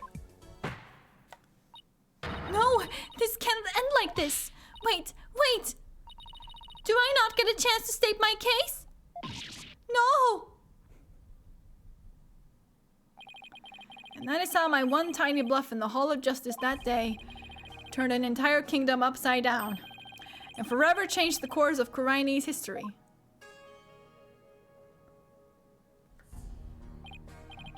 Yep, Pearls was crowned the new queen, and with her came a revolution to Kurine. From that day forth, the kind, virtuous girl we knew as Pearls ruled her kingdom as the real Rafa in peace for untold years to come, and they all lived happily ever after.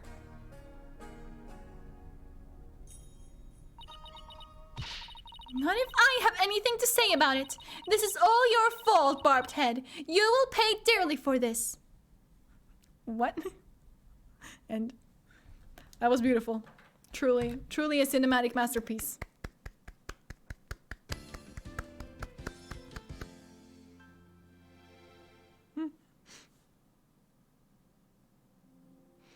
So, yeah. I think with that, I am gonna leave it here. And next stream will be on Sunday. Oops, wrong button. Sunday as per usual. And yeah,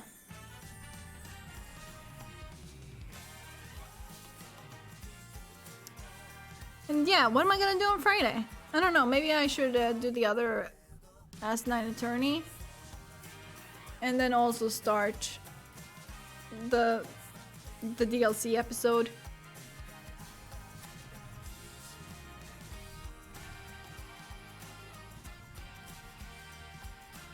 Which I like a lot.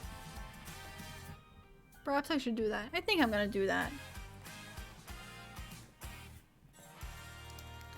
And also...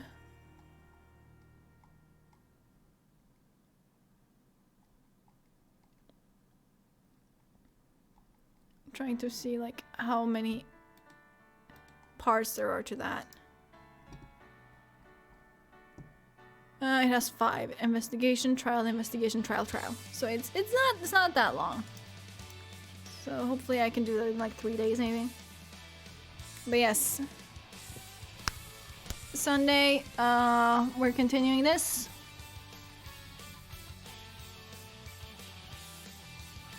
And God knows what's gonna happen after that. I am really hungry.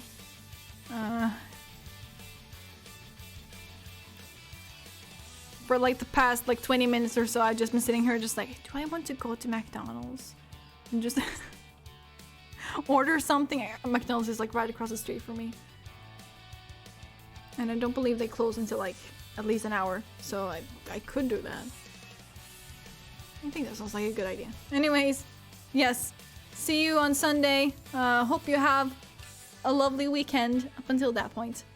And bye.